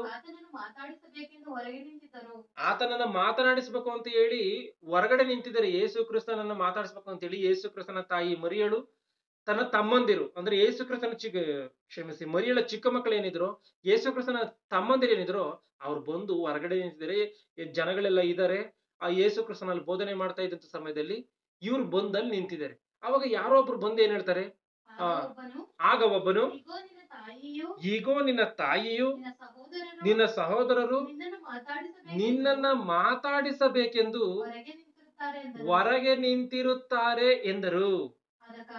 ಅದಕ್ಕೆ ಆತನು, ಆ ಮಾತನ್ನ ಹೇಳಿದಂತವನಿಗೆ, ಯಾರು ಬಂದು ಹೇಳಿದ್ನಲ್ಲ ಈ ಮಾತನ್ನ, ಸ್ವಾಮಿ ನಿನ್ನ ತಾಯಿ ನಿನ್ನ ತಮ್ಮಂದ್ರು ನಿನ್ನ ಮಾತಾಡಿಸ್ಬೇಕು ಅಂತ ಹೇಳಿ ಬಂದಿದ್ದಾರೆ ಎಂಬುದಾಗಿ ಹೇಳಿದ್ನಲ್ಲ, ಆ ಮಾತನ್ನು ಹೇಳಿದಂತವನಿಗೆ ಯೇಸು ಕ್ರಿಸ್ತನು ಏನ್ ಹೇಳ್ತಾ ಇದ್ದಾನೆ ಅಂದ್ರೆ, ನನಗೆ ಯಾರು ತಾಯಿ, ನನಗೆ ತಾಯಿಯು ಯಾರು, ನನಗೆ ಸಹೋದರರು ಯಾರು ಎಂದು ಹೇಳಿ ಶಿಷ್ಯರ ಕಡೆಗೆ ಕೈ ತೋರಿಸಿ, ಈಗೋ ನನ್ನ ತಾಯಿ, ಈಗೋ ನನ್ನ ಸಹೋದರರು, ಶಿಷ್ಯಂದಿರ ಕಡೆಗೆ ಕೈ ತೋರಿಸಿ ಹೇಳ್ತಾ ಇದ್ದಾನೆ. ನನ್ನ ತಾಯಿ ಈಕೆ ಅಲ್ಲ, ನನ್ನ ತಮ್ಮಂದರು ಇವರಲ್ಲ ಎಂಬುದಾಗಿ ಹೇಳ್ತಾ ಇದ್ದಾನೆ. ಅಂದ್ರೆ ಅಷ್ಟು ಜನಗಳ ಮುಂದೆ ಎತ್ತಂತ ತಾಯಿಗೆ ಯಾವ ರೀತಿಯಾಗಿ ಅವಮಾನ ಆಗಿರ್ಬೋದು ಆಲೋಚನೆ ಮಾಡಿ. ಎಷ್ಟೋ ಜನಗಳಿದ್ದಂತ ಸಮಯದಲ್ಲಿ ನಾವು ಎತ್ತಂತ ತಾಯಿನೇ, ಈಕೆ ನನ್ನ ತಾಯಿನೇ ಅಲ್ಲ, ಈತ ನನ್ನ ತಂದೆನೇ ಅಲ್ಲ ಎಂಬುದಾಗಿ ಹೇಳಿದ್ರೆ ಎತ್ತಂತವ್ರಿಗೆ ಯಾವ ರೀತಿಯಾಗಿರುತ್ತೆ ಪರಿಸ್ಥಿತಿ. ಜನಗಳ ಮುಂದೆ ಅದನ್ನ ಏನೋ ಸಪರೇಟ್ ಆಗಿ ಹೇಳಿದ್ರೆ ಅಂತ ನೋವು ಇರಲ್ಲ. ಅದು ಜನಗಳ ಮುಂದೆ ಈ ಮಾತನ್ನ ಹೇಳಿದ್ರೆ ಮರಿಯಳ ಪರಿಸ್ಥಿತಿ ಆಗಿರ್ಬೋದು, ಆ ಸಹೋದರರ ಪರಿಸ್ಥಿತಿ ಆಗಿರ್ಬೋದು, ಯಾವ ರೀತಿಯಾಗಿ ಇರುತ್ತೆ. ಒಂದ್ ವೇಳೆ ಮರಿಯಳ ಏನೋ ಸಹಿಸ್ತಾಳೆ ಅಂತೇಳಿ ಈ ಅವಮಾನವನ್ನ ತಮ್ಮಂದಿರು ಸಹಿಸ್ತಾರ? ಯಾಕಂದ್ರೆ ನಾವೇನ ಈತನ ನೋಡೋಣ ಅಂತ ಹೇಳಿ ಬಂದ್ರೆ ಈತನ ಈ ರೀತಿಯಾಗಿ ಮಾತನಾಡ್ತಾ ಇದ್ದಾನೆ ಅಂತ ಹೇಳಿ ತಮ್ಮಂದಿರು ಸಹಿಸ್ತಾರ? ಆತನ ಹೇಳಿದಂತ ಮಾತಿಗೆ ಸಂತೋಷ ಪಡ್ತಾರ? ಎಂತ ಅವಮಾನ ಪಟ್ಟಿರ್ಬೋದು ಅವರು, ಆಲೋಚನೆ ಮಾಡಿ. ಅಂದ್ರೆ ಅಂತ ಅವಮಾನವನ್ನ ಮರಿಯಳಾಗಿರ್ಬೋದು, ಮರಿಯಳ ಜೊತೆಯಲ್ಲಿ ಬಂದಂತ ಸಹೋದರರಾಗಿರ್ಬೋದು ಇಂಥ ಅವಮಾನ ಪಟ್ಟಿದಾರ ಅಂತಂದ್ರೆ ಅಂತ ಅವಮಾನವನ್ನ ಅಷ್ಟು ಜನಗಳ ಮುಂದೆ ಅನುಭವಿಸಿದಾರ ಅವರು. ಒಂದು ಸಮಯದಲ್ಲಿ ನೋಡಿದಾಗ ದೇವರ ಆಲಯದಲ್ಲಿ ಆ ರೀತಿಯಾಗಿ ಅಂದ, ಇಲ್ಲಿ ನೋಡಿದ್ರೆ ನಮ್ಮನ್ನು ಅವಮಾನ ಮಾಡಿದನೆನ್ನುವಂತ ಬಾಧೆ ಇವ್ರಿಗಿದೆ. ಅಂದ್ರೆ ಈ ಮರಿಯಳ ಜೀವಿತದಲ್ಲಿ ನಡೀತಿರುವಂತ ಇವೆಲ್ಲವೂ ಅವಮಾನದ ಕಾರ್ಯಗಳಿವು. ಇವೆಲ್ಲವೂ ಕೂಡ ಅವಮಾನವಾದಂತ ಯಾಕೆಂದ್ರೆ ಒಂದು ಸಮಯದಲ್ಲಿ ಅವರು ಹೋಗಿ ಆ ರೀತಿಯಾಗಿ ಮಾತನಾಡಿದಾಗ ಅವ್ರ ಮನೆಗ್ ಬಂದ್ರು ಅಂದ್ಕೊಳ್ಳಿ. ಮನೆಗ್ ಬಂದು ಯೋಸೇಫನಿಗೆ ಈ ಕಾರ್ಯವನ್ನ ಹೇಳಿದ್ರೆ, ಯೇಸು ಕ್ರಿಸ್ತನ ನೋಡೋದಕ್ಕೋಸ್ಕರ ಹೋಗಿದ್ದೋ ಕಣಪ್ಪ, ಅಮ್ಮನು ನಾವು ಹೋಗಿದ್ದೋ, ಆದ್ರೆ ಯೇಸು ಕ್ರಿಸ್ತನು ನನಗೆ ತಾಯಿ ಯಾರು ತಮ್ಮಂದಿರು ಯಾರು ಎಂಬುದಾಗಿ ಈ ರೀತಿಯಾಗಿ ಹೇಳ್ದ ಅಂದ್ರೆ, ಮರಿಯಳನ್ನ ಯೋಸೇಫನ್ ಯಾವ ರೀತಿಯಾಗಿ ಮಾತನಾಡಿರ್ತಾನೆ. ಯೋಸೇಫನು ಮರಿಯಳ ಜೊತೆಯಲ್ಲಿ ತನ್ನ ಚಿಕ್ಕ ಮಕ್ಕಳ ಜೊತೆಯಲ್ಲಿ ಯೇಸು ಕ್ರಿಸ್ತ ನೋಡೋದಕ್ಕೆ ಯೋಸೇಫನ್ ಏನಕ್ಕೆ ಬಂದಿಲ್ಲ? ಮೊದಲೇ ಒಂದ್ಸತಿ ದೇವರ ಆಲಯದಲ್ಲಿ ಹಾಗೆ ಆತನ ಅವಮಾನವನ್ನು ಹೊಂದಿರುವಂತ ಕಾರಣ, ನಾನ್ ನನ್ನ ತಂದೆಯ ಕೆಲಸವನ್ನು ಮಾಡ್ತಾ ಇದ್ದೀನಿ ಅಂದ್ರೆ ಆ ಮನುಷ್ಯರೆಲ್ಲರೂ ಇವ್ರನ್ನ ಅನುಮಾನದಿಂದ ನೋಡಿರುವಂತ ಕಾರಣ ಅವಾಗ್ಲೇ ಅವಮಾನವನ್ನು ಹೊಂದಿದ್ದೀವಿ. ಇವಾಗ ಏನಕ್ಕೋಸ್ಕರ ಹೋಗೋಣ, ಈಗ ಹೋದ್ರೆ ಇವಾಗಲೂ ಕೂಡ ಅವಮಾನ ಮಾಡ್ತಾನೆ ಅಂತ ಹೇಳಿ ಎಚ್ಚರಿಕೆನ ತೆಗೆದುಕೊಂಡು ಯೋಸೇಫನ್ ಅಲ್ಲಿಗೆ ಹೋಗಿಲ್ಲ. ಆದ್ರೆ ಇವ್ರು ಹೋಗಿ ಅವಮಾನವನ್ನು ಹೊಂದ್ಕೊಂಡ್ಬಂದಿದ್ದಾರೆ. ಆದ್ರೆ ಯೋಸೇಫನ್ ಸುಮ್ಮನೆ ಬಿಟ್ಟಿರ್ತಾನ? ಮರಿಯಳು ಮನೆಗ್ ಬಂದ್ಮೇಲೆ ಆ ಒಂದು ಮರಿಯಳನ್ನಾಗಿರ್ಬೋದು ಇಲ್ಲ ಈ ಮಕ್ಕಳನ್ನಾಗಿರ್ಬೋದು ಸುಮ್ಮನೆ ಬಿಟ್ಟಿರ್ತಾನ?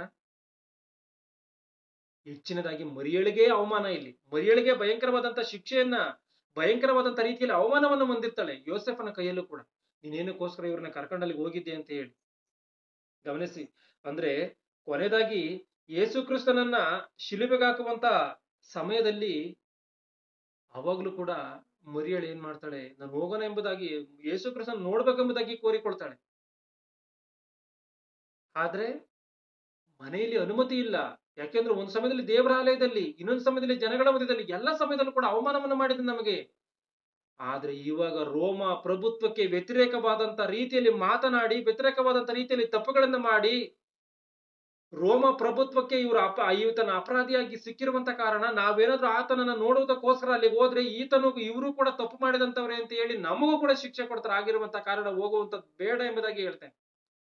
ಆದ್ರೆ ಮರಿಯಳಿ ಮಾತುಗಳನ್ನ ಮೀರಿ, ಯೋಸೇಫನ ಮಾತನ್ನ ಮೀರಿ, ಮಕ್ಕಳ ಮಾತನ್ನ ಮೀರಿ ಆಕೆ ಏನ್ ಮಾಡ್ತಾಳೆ, ಶಿಲುಬೆ ಬಳಿಗೆ ಹೋಗ್ತಾಳೆ. ಶಿಲುಬೆ ಬಳಿಗೆ ಹೋಗಿ ಆಕೆ ಯಾವ ರೀತಿಯಾಗಿ ಆ ಒಂದು ನೋವನ್ನು ತಡ್ಕೊಂಡಿರ್ಬೇಕು, ಯಾವ ಕಾರ್ಯವನ್ನ ಅಂದ್ರೆ, ತನ್ನ ಗರ್ಭದಲ್ಲಿ ಜನಿಸಿದಂತ ತಾನು ಎತ್ತಂತ ಮಗನಿಗೆ ಮುಳ್ಳು ಕಿರೀಟವನ್ನ ಕೊರಡೆಗಳಿಂದ ಹೊಡೆಯುತ್ತಾ ಭಯಂಕರವಾದಂತ ರೀತಿಯಲ್ಲಿ ರಕ್ತಸ್ರಾವ ಆಗುವಂತ ರೀತಿಯಲ್ಲಿ ಭಯಂಕರವಾದಂತ ರೀತಿಯಲ್ಲಿ ಹೊಡೀತಾ, ಶಿಕ್ಷೆಯನ್ನು ಕೊಡ್ತಾ, ಉಗುಳುತ್ತಾ, ಕೆನ್ನೆಯನ್ನ ಕೀಳ್ತಾ, ಇಂಥ ಭಯಂಕರವಾದಂತ ರೀತಿಯಲ್ಲಿ ಶಿಕ್ಷೆ ಕೊಡ್ತಾ ಇರುವಂತ, ಬಾಧೆಯನ್ನ ಕೊಡ್ತಾ ಇರುವಂತ ಈ ಒಂದು ಯೇಸು ಕ್ರಿಸ್ತನನ್ನು ನೋಡಿ ಮರಿಯಳು ಯಾವ ರೀತಿಯಾಗಿ ತಡ್ಕೊಂಡಿರ್ತಾಳೆ ಆಲೋಚನೆ ಮಾಡಿ. ಯಾವ ರೀತಿಯಾಗಿ ತಡ್ಕೊಂಡಿರ್ತಾಳೆ? ಯಾಕೆಂದ್ರೆ ಯಾವ ತಾಯಿ ಆದ್ರೂ ತನ್ನ ಮಗನಿಗೆ ಶಿಕ್ಷೆ ಆಗುವಂಥದ್ದನ್ನ, ತನ್ನ ಮಗನು ಕಷ್ಟಪಡುವಂಥದ್ದನ್ನ, ತನ್ನ ಮಗನಿಗೆ ಯಾರೋ ಹೊಡೆಯುವಂಥದ್ದನ್ನ ನೋಡಿ ಯಾವ ತಾಯಿ ಆದ್ರೂ ತಡ್ಕೊಳ್ತಾಳ? ಎಂತ ಕೆಟ್ಟ ಮಗನಾದ್ರೂ ಕೂಡ ಏನೋ ಹುಷಾರ್ ತಪ್ಪಿತು ಅಂದ್ಕೊಳ್ಳಿ, ಆ ಮಗನಿಗೋಸ್ಕರ ಎಷ್ಟೋ ಪರಿತಪಿಸುವಂತ ತಾಯಿಗಳಿರ್ತಾರೆ. ಆಗಿರುವಂತ ಪರಿಸ್ಥಿತಿಯಲ್ಲಿ ಕಷ್ಟಪಟ್ಟು 9 ತಿಂಗಳು ಎತ್ತು ಒತ್ತು ಸಾಕಿ ಸಲುವಿದಂತ ತನ್ನ ಮಗನನ್ನ ಯಾರೋ ಹಿಡ್ಕೊಂಡು ಹೊಡಿತಾ ಇದ್ದಾರೆ ಅಂತಂದ್ರೆ ಮರಿಯಳು ಅದನ್ನ ನೋಡಿ ಯಾವ ರೀತಿಯಾಗಿ ಹೀಗೆ ತಡ್ಕೊಂಡಿರ್ಬೋದು ಆಲೋಚನೆ ಮಾಡಿ. ಅಂದ್ರೆ ಭಯಂಕರವಾದಂತ ರೀತಿಯಲ್ಲಿ ಶ್ರಮೆಗಳನ್ನು ಅನುಭವಿಸಿದಳು ಈ ಮರಿಯಳು. ಅಂದ್ರೆ ದೇವರ ಆಶೀರ್ವಾದ ಎನ್ನುವಂಥದ್ದು ಯಾವ ರೀತಿಯಾಗಿದೆಯೋ ಆಲೋಚನೆ ಮಾಡಿ. ದೇವರ ಆಶೀರ್ವಾದ ಅಂದ್ರೆ ಇದೇನಾ? ಇದನ್ನ ನೋಡಿ ಯಾವ ರೀತಿಯಾಗಿ ತಡ್ಕೊಂಡಿರ್ಬೋದು. ಶಿಲುಬೆ ಹತ್ರ ಆಕೆ ನಿಂತ್ಕೊಂಡಿದ್ದ ಸಮಯದಲ್ಲಿ ಯೇಸು ಕ್ರಿಸ್ತನ್ ಏನ್ ಮಾತನಾಡ್ತಾನೆ? ಯೋಹಾನ ಸುವಾರ್ತೆ 19ನೇ ಅಧ್ಯಾಯ 26ರಿಂದ ಗಮನಿಸಿ. ಯೇಸು ತನ್ನ ತಾಯಿಯನ್ನ ಹತ್ತಿರದಲ್ಲಿ ನಿಂತಿದ್ದ ತನ್ನ ಪ್ರೀತಿಯ ಶಿಷ್ಯನನ್ನು ಶಿಲುಬೆ ಮೇಲಿನಿಂದ ನೋಡಿ ತಾಯಿಗೆ, ಅಮ್ಮ ಈಗೋ ನಿನ್ನ ಮಗನು. ಯೋಹಾನನಿಗೆ ಹೇಳ್ತಾ ಇದ್ದಾನೆ. ಯೋಹಾನನ್ನ ನೋಡಿ ಮರಿಯಳಿಗೆ ಹೇಳ್ತಾನೆ, ಅಮ್ಮ ಈಗೋ ನಿನ್ನ ಮಗನು. ತರುವಾಯ ಆ ಶಿಷ್ಯನಿಗೆ ಈಗೋ ನಿನ್ನ ತಾಯಿ, ಈಗೋ ನಿನ್ನ ತಾಯಿ ಎಂಬುದಾಗಿ ಹೇಳ್ತಾನೆ. ಈತನೇ ನಿನ್ನ ಮಗ, ಈತನೇ ನಿನ್ನ ತಾಯಿ. ಯಾಕೆಂದ್ರೆ ನಾನಿಲ್ಲಿರುವಂತ ಸಮಯ ಮುಗಿದೋಗಿದೆ. ಆವತ್ತಿನಿಂದ ಆ ಶಿಷ್ಯನು ಆಕೆಯನ್ನ ತನ್ನ ಮನೆಯಲ್ಲೇ ಇರಿಸಿಕೊಂಡಿದ್ದಾನೆ. ಅದ್ರ ಆಲೋಚನೆ ಮಾಡಿ. ಗಂಡನಿರುವಂತ ಸಮಯದಲ್ಲಿ ಉಳಿದಂತ ಮಕ್ಕಳೆಲ್ಲರೂ ಕೂಡ ಇರುವಂತ ಸಮಯದಲ್ಲಿ ಮರಿಯಳಿಗೆ ಗಂಡನಿದ್ದಾನೆ, ಮಕ್ಕಳಿದ್ದಾರೆ, ಮನೆ ಇದೆ. ಆದ್ರೆ ಯೋಹಾನನು ಎನ್ನುವಂತ ತನ್ನ ಶಿಷ್ಯನ ಬಳಿಗೆ, ಅಂದ್ರೆ ಇನ್ನೊಬ್ಬನ ಮನೆಯಲ್ಲಿ ಹೋಗಿ ಬದುಕಿ ಇರುವಂತ, ಇನ್ನೊಬ್ಬನ ಮನೆಯಲ್ಲಿ ಹೋಗಿ ಜೀವನ ಸಾಗಿಸುವಂತ ಗತಿ ಮರಿಯಳಿಗೆ ಬಂದಿದೆ. ದೇವರ ಆಶೀರ್ವಾದವನ್ನು ಹೊಂದಿಕೊಂಡಂತ ಮರಿಯಳಿಗೆ ಮನೆಯಲ್ಲಿ ಜಾಗ ಇಲ್ಲ, ಗಂಡನ ಮನಸ್ಸಿನಲ್ಲಿ ಜಾಗ ಇಲ್ಲ, ಮಕ್ಕಳ ಮನಸ್ಸಿನಲ್ಲಿ ಜಾಗ ಇಲ್ಲ. ಇನ್ನೊಬ್ಬನ ಮನೆಯಲ್ಲಿ ಹೋಗಿ ಇನ್ನೊಬ್ಬನ ಮನೆಯಲ್ಲಿ ಆಕೆ ಬದುಕುವಂತ ಒಂದು ಸಮಯ ಬಂದಿದೆ. ಇನ್ನೊಬ್ಬನ ಮನೆಯಲ್ಲಿ ಬದುಕುವಂತ ಒಂದು ಕಾಲ ಎನ್ನುವಂಥದ್ದು ಬಂದಿದೆ. ಅಂತ ಒಂದು ಪರಿಸ್ಥಿತಿ ಬಂದಿದೆ. ಇದಕ್ಕೇನ ದೇವರ ಆಶೀರ್ವಾದವನ್ನು ಹೊಂದಿಕೊಂಡಿದ್ದು? ಇದೇನಾ ದೇವರ ಆಶೀರ್ವಾದ? ಆಲೋಚನೆ ಮಾಡಿ. ಹಳೆ ಒಡಂಬಡಿಕೆಯಲ್ಲಿದ್ದಂತ ಆಶೀರ್ವಾದಕ್ಕೂ ಇಲ್ಲಿ ಈ ಮರಿಯಳಿಗೆ ಬಂದಂತ ಆಶೀರ್ವಾದಕ್ಕೂ ಇರುವಂತ ಆಶೀರ್ವಾದದ ಫಲಕ್ಕೂ ಇರುವಂತ ವ್ಯತ್ಯಾಸವನ್ನ ಯಾಕೆ ಯೇಸು ಕ್ರಿಸ್ತನಲ್ಲಿ ಯೋಹಾನನಿಗೆ ಇಗೋ ನಿನ್ನ ತಾಯಿ ಎಂಬುದಾಗಿ ಹೇಳ್ಬೇಕು, ಮರಿಯಳಿಗೆ ಈತನ ನಿನ್ನ ಮಗನು ಎಂಬುದಾಗಿ ಹೇಳ್ಬೇಕು? ಮೊದಲು ಏನ್ ನಡೆದಿದೆಯೋ, ಅಂದ್ರೆ ಮರಿಯಳ ಮನೆಯಲ್ಲಿ ಏನ್ ನಡೆದಿದೆಯೋ ಅದು ಯೇಸು ಕ್ರಿಸ್ತನ ಗ್ರಹಿಸಿ ಈ ಮಾತನ್ನ ಮಾತನಾಡಿದ್ದಾನೆ. ಒಂದು ವೇಳೆ ನೀನು ಯೇಸು ಕ್ರಿಸ್ತನ ಬಳಿಗೆ ಯೇಸು ಕ್ರಿಸ್ತನ ನೋಡೋದಕ್ಕೋಸ್ಕರ ನೀನು ಹೋಗುವಂತದ್ದಾದ್ರೆ, ಅವನಾಗಿಲಿಂದಲೂ ಕೂಡ ಅವಮಾನ ಮಾಡಿರುವಂತ ಕಾರಣ ಇವಾಗ ನೀನ್ ನಮ್ಮ ಮಾತನ್ನ ಮೀರಿ ಹೋಗುವಂತದ್ದಾದ್ರೆ ಮತ್ತೆ ನಿನ್ನ ಮನೆಗೆ ಬರಬೇಡ ಎಂಬುದಾಗಿ ಅವರು ಹೇಳಿರುವಂತ ಕಾರಣವೇ ಯೇಸು ಕ್ರಿಸ್ತನ ಏನಂತ ಹೇಳ್ತೇನೆ, ಈ ಮಾತನ್ನ ಹೇಳ್ತೇನೆ. ಯಾಕಂದ್ರೆ ಯೋಹಾನ ಸುವಾರ್ತೆ 2ನೇ ಅಧ್ಯಾಯ ಕೊನೆ ವಚನಗಳಲ್ಲಿ ಎಲ್ಲ ಮನುಷ್ಯರ ಮನಸ್ಸಿನ ಆಂತರ್ಯವನ್ನು ತಿಳಿದಂತ ಕಾರಣ ಎಂಬುದಾಗಿ ಇದೆ. ಯೇಸು ಕ್ರಿಸ್ತನ ಎಲ್ಲ ಮನುಷ್ಯರ ಮನಸ್ಸಿನ ಆಂತರ್ಯವನ್ನ ತಿಳಿದಿದ್ದಾನೆ ಅಂತ ಅಂದ್ರೆ ಹೌದು ಎನ್ನುವಂತ ಮಾತು ಸ್ಪಷ್ಟವಾಗಿ ಗೊತ್ತಾಗುತ್ತೆ. ಅಂದ್ರೆ ಆಶೀರ್ವಾದ ಫಲ ಈ ರೀತಿಯಾಗಿತ್ತ, ಆಶೀರ್ವಾದವನ್ನು ಹೊಂದಿಕೊಂಡಿದ್ದಾಳೆ. ಕೊನೆಯದಾಗಿ ಮನೆಯಲ್ಲಿ ಜಾಗ ಇಲ್ಲ, ಮಕ್ಕಳ ಮನಸ್ಸಿನಲ್ಲಿ ಜಾಗ ಇಲ್ಲ, ಎಲ್ಲವನ್ನ ಕಳೆದುಕೊಂಡಿದ್ದಾಳೆ.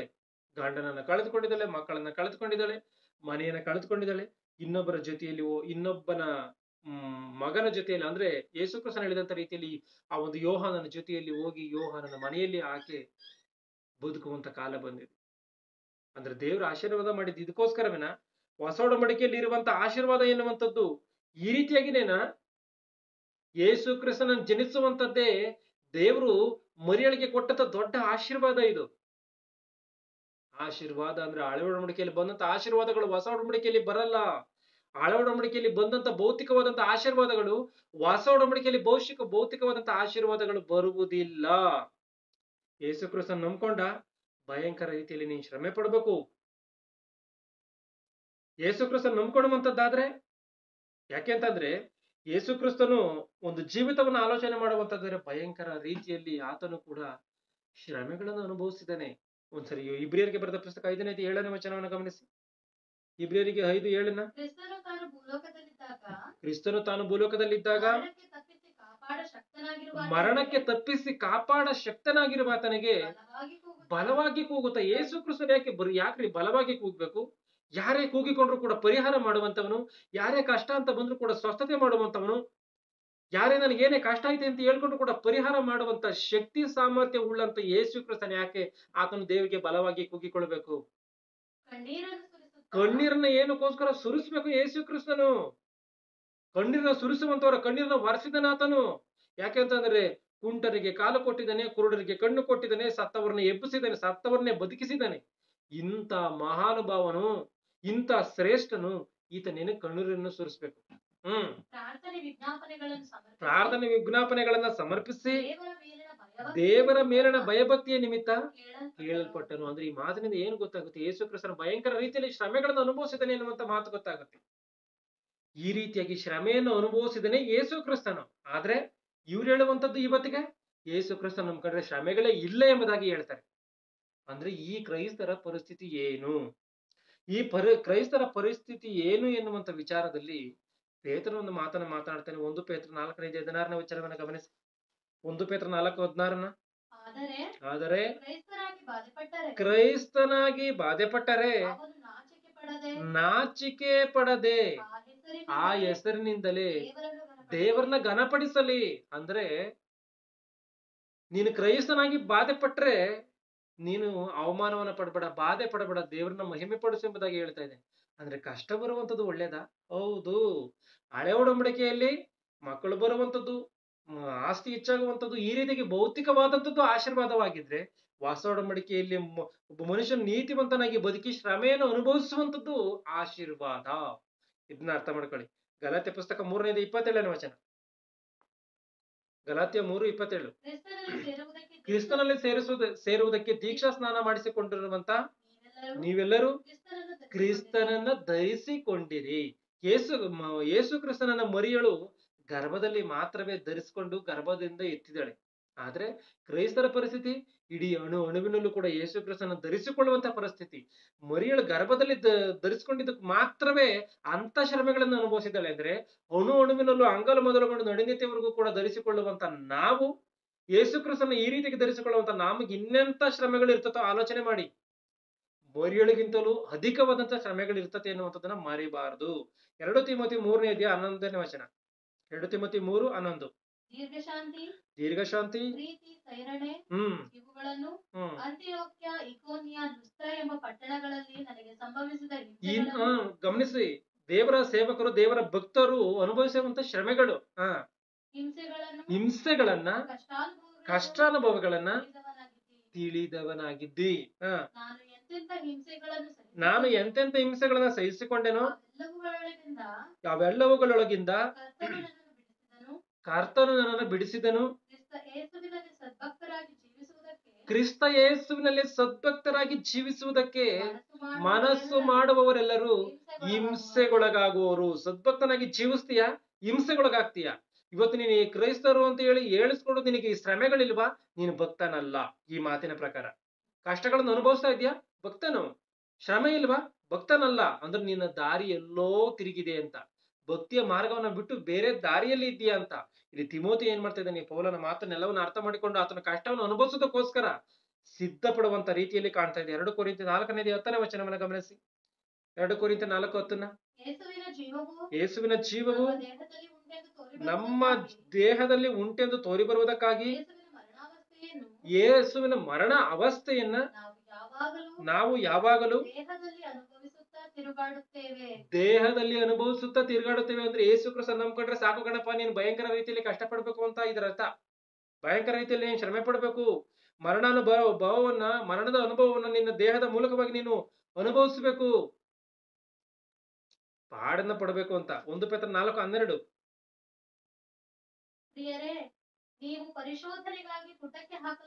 ಪ್ರಿಯರೇ, ನೀವು ಪರಿಶೋಧನೆಗಾಗಿ ಪುಟಕ್ಕೆ ಹಾಕಲ್ಪಟ್ಟದ್ದಕ್ಕೆ ಆಶ್ಚರ್ಯ ಪಡಬೇಡ್ರಿ. ಪುಟಕ್ಕೆ ಹಾಕುವಂಥದ್ದು ಅಂದ್ರೆ ಏನು? ಬೆಂಕಿಗೆ ಚಿನ್ನವನ್ನು ಹಾಕೋದು ಅಂತ ಹೇಳ್ತಾರಲ್ಲ, ಆ ರೀತಿಯಾಗಿ ಈ ಕಷ್ಟಗಳಿಗೆ ನಮ್ಮನ್ನು ಒಳಪಡಿಸುವಂಥದ್ದು. ಏನಕ್ಕೋಸ್ಕರ? ಪರೀಕ್ಷೆಗಾಗಿ. ಮತ್ತೆ ಮತ್ತೆ ಯಾವದನ್ನ ಮಾತು, ಪ್ರಿಯರೇ, ಪರಿಶೋಧನೆಗಾಗಿ ಪುಟಕ್ಕೆ ಹಾಕಲ್ಪಟ್ಟದ್ದಕ್ಕಾಗಿ ಆಶ್ಚರ್ಯ ಪಡಬೇಡಿರಿ. ವಿಪರೀತವಾದಂತ ಸಂಗತಿ ಸಂಭವಿಸಿತೆಂದು ಯೋಚಿಸಬೇಡಿರಿ. ಎಷ್ಟರ ಮಟ್ಟಿಗೆ ಕ್ರಿಸ್ತನ ಬಾಧೆಗಳಲ್ಲಿ ಪಾಲುಗಾರರಾಗಿದ್ದೀರೋ ಅಷ್ಟರ ಮಟ್ಟಿಗೆ ಸಂತೋಷವುಳ್ಳಂತವರಾಗಿರ್ರಿ. ಅಂದ್ರೆ ಮಾಮೂಲಿಯಾದಂತ ಶ್ರಮೆಗಳಲ್ಲ, ಅಗ್ನಿ ಪರೀಕ್ಷೆ ಅಂತ, ಬೆಂಕಿ ಅಂತ, ಒಂದು ಕಷ್ಟಗಳು ಅಂತ ಹೇಳಿ ನಾವು ಆ ರೀತಿಯಾಗಿ ಬಂದಂತ ಸಮಯದಲ್ಲಿ ಯಾವ ರೀತಿಯಾಗಿ ನಾವು ಹೊಂದ್ಕೊಳ್ಬೇಕು, ಈ ಕಷ್ಟ ಬಂದ ಸಮಯದಲ್ಲಿ ನಾವು ಯಾವ ರೀತಿಯಾಗಿ ಹೊಂದ್ಕೋಬೇಕು. ಮತ್ತಾಯ ಸುವಾರ್ತೆ 5:11 ವಚನವನ್ನ ಗಮನಿಸಿ. ಮತ್ತೆ 5:11.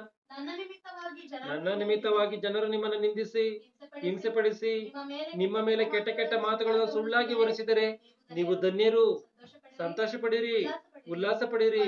ಪರಲೋಕದಲ್ಲಿ ನಿಮ್ಗೆ ಬಹಳ ಫಲ ಸಿಕ್ಕುವುದು. ಈ ಲೋಕದಲ್ಲಿ ಏನೇ ಸಿಗಲ್ಲ. ಈ ಲೋಕದಲ್ಲಿ ಒಂದ್ ವೇಳೆ ಏನೇ ಸಿಕ್ಕಿದ್ರು ಕೂಡ ಅದೆಲ್ಲವೂ ಕೂಡ ಈ ಲೋಕದಲ್ಲಿ ಬಿಟ್ಟು ಹೋಗ್ಬೇಕು. ಅಬ್ರಹಾಮನಿಗೆ ಒಂದು ದೇಶವನ್ನು ಕೊಟ್ಟಿದ್ರು ಕೂಡ ಆತನು ಬಿಟ್ಟು ಹೋಗ್ಬೇಕು. ಯೋಬನಿಗೆ ಬಹಳವಾದಂತ ರೀತಿಯಲ್ಲಿ ಐಶ್ವರ್ಯ ಅನ್ನುವಂಥದ್ದು ಹೆಚ್ಚಾಗುವಂತ ರೀತಿಯಲ್ಲಿ ದೇವರ ಆಶೀರ್ವದಿಸಿದ್ರು, ಇವೆಲ್ಲವೂ ಕೂಡ ಬಿಟ್ಟು ಹೋಗ್ಬೇಕು. ಆದ್ರೆ ದೇವರ ನಾಶವಾಗಿ ಹೋಗದೆ ಇರುವಂತ ಆಶೀರ್ವಾದಗಳನ್ನ ಇವತ್ತು ಹೊಸ ಒಡಂಬಡಿಕೆಯಲ್ಲಿರುವಂತ ಕ್ರೈಸ್ತರಿಗೆ ಕೊಟ್ಟಿದ್ದಾನೆ. ಮುಂದೆ ಅಂದ್ರೆ ಇಲ್ಲಿ ಇಂಥ ಒಂದು ಫಲವನ್ನ ಹೊಂದುವುದಕ್ಕೋಸ್ಕರ, ಇಂಥ ಒಂದು ಪರಲೋಕದ ಫಲವನ್ನ, ನಾಶವಾಗದೇ ಇರುವಂತ, ನಶಿಸಿ ಹೋಗದೇ ಇರುವಂತ ಈ ಒಂದು ಪ್ರತಿಫಲವನ್ನು ಹೊಂದುವುದಕ್ಕೋಸ್ಕರ ಪೌಲನು ಏನು ಮಾಡಿದನು? ಫಿಲಿಪಿ ಪುಸ್ತಕ 3:10 ವಚನದಿಂದ ಗಮನಿಸಿ. 10:11. ಫಿಲಿಪಿ 3:10-11.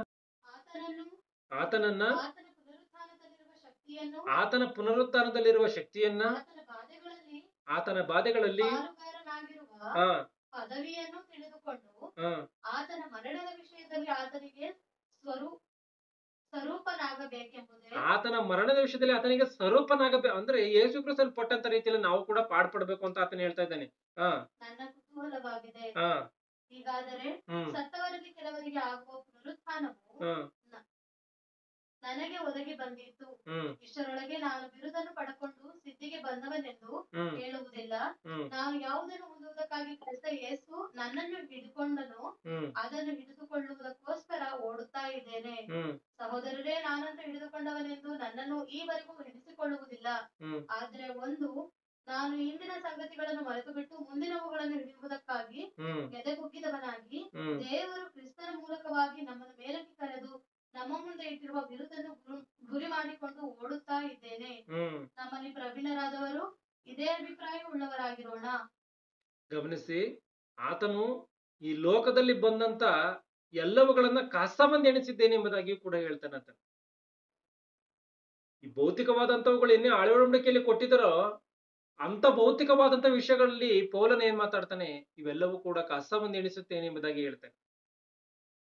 ಅಂದ್ರೆ ಇವತ್ತು ಕ್ರೈಸ್ತರಿಗೆ ಬರಬೇಕಾದಂತ ಆಶೀರ್ವಾದಗಳು ಭೌತಿಕವಾದಂತವುಗಳಲ್ಲ. ಭೌತಿಕವಾದಂತವುಗಳು ಬಂದ್ರೆ ಇವೆಲ್ಲವೂ ಕೂಡ ಇಲ್ಲೇ ಬಿಟ್ಟು ಹೋಗ್ಬೇಕು. ಆಗಿರುವಂತ ಕಾರಣ ಆತ್ಮಿಕವಾದಂತವುಗಳು ಬಂದ್ರೇನೆ ಅವು ಶಾಶ್ವತವಾಗಿ ಇರುವಂತವುಗಳು.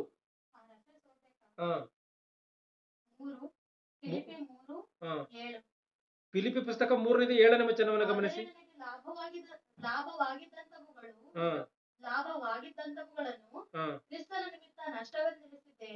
ನನಗೆ ಲಾಭವಾಗಿದ್ದಂತವುಗಳನ್ನು ಕ್ರಿಸ್ತ ನಿಮಿತ್ತ ನಷ್ಟವೆಂದೆಣಿಸುತ್ತೇನೆ.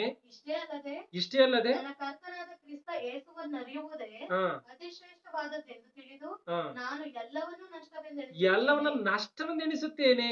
ಆತನ ನಿಮಿತ್ತ ನಾನು ಎಲ್ಲವನ್ನೂ ಕಳಕೊಂಡು ಅದನ್ನು ಕಸವೆಂದೆಣಿಸುತ್ತೇನೆ. ಈ ಲೋಕದಲ್ಲಿ ಐಶ್ವರ್ಯ ಬಂತ, ಮತ್ತೊಂದು ಬಂತ, ಇವೆಲ್ಲವೂ ಕೂಡ ಕಸಕ್ಕೆ ಸಮಾನ ಎಂಬುದಾಗಿ ಪೌಲನು ಮಾತನಾಡ್ತಾ ಇದ್ದಾನೆ. ಇವತ್ತು ಶರೀರದ ವಿಷಯದಲ್ಲಿ ಅಭಿವೃದ್ಧಿಯನ್ನು ಹೊಂದುತ್ತಾ ಶರೀರದ ಕಾರ್ಯಗಳ ವಿಷಯದಲ್ಲೇನೆ ಪರಿಪೂರ್ಣವಾದ ಜ್ಞಾನವನ್ನು ಹೊಂದ್ಕೊಂಡು ದೇವ್ರನ್ನ ಅದಕ್ಕೋಸ್ಕರ ನಂಬ್ಕೊಳ್ತಾ ಇದ್ದಾರೆ ಈ ಪ್ರಪಂಚದಲ್ಲಿ. ಅದಕ್ಕೋಸ್ಕರ ಬದುಕಬಾರದು ಎಂಬುದಾಗಿ ಪೌಲನು ಇಲ್ಲಿ ಹೇಳುವಂತ ಮಾತು.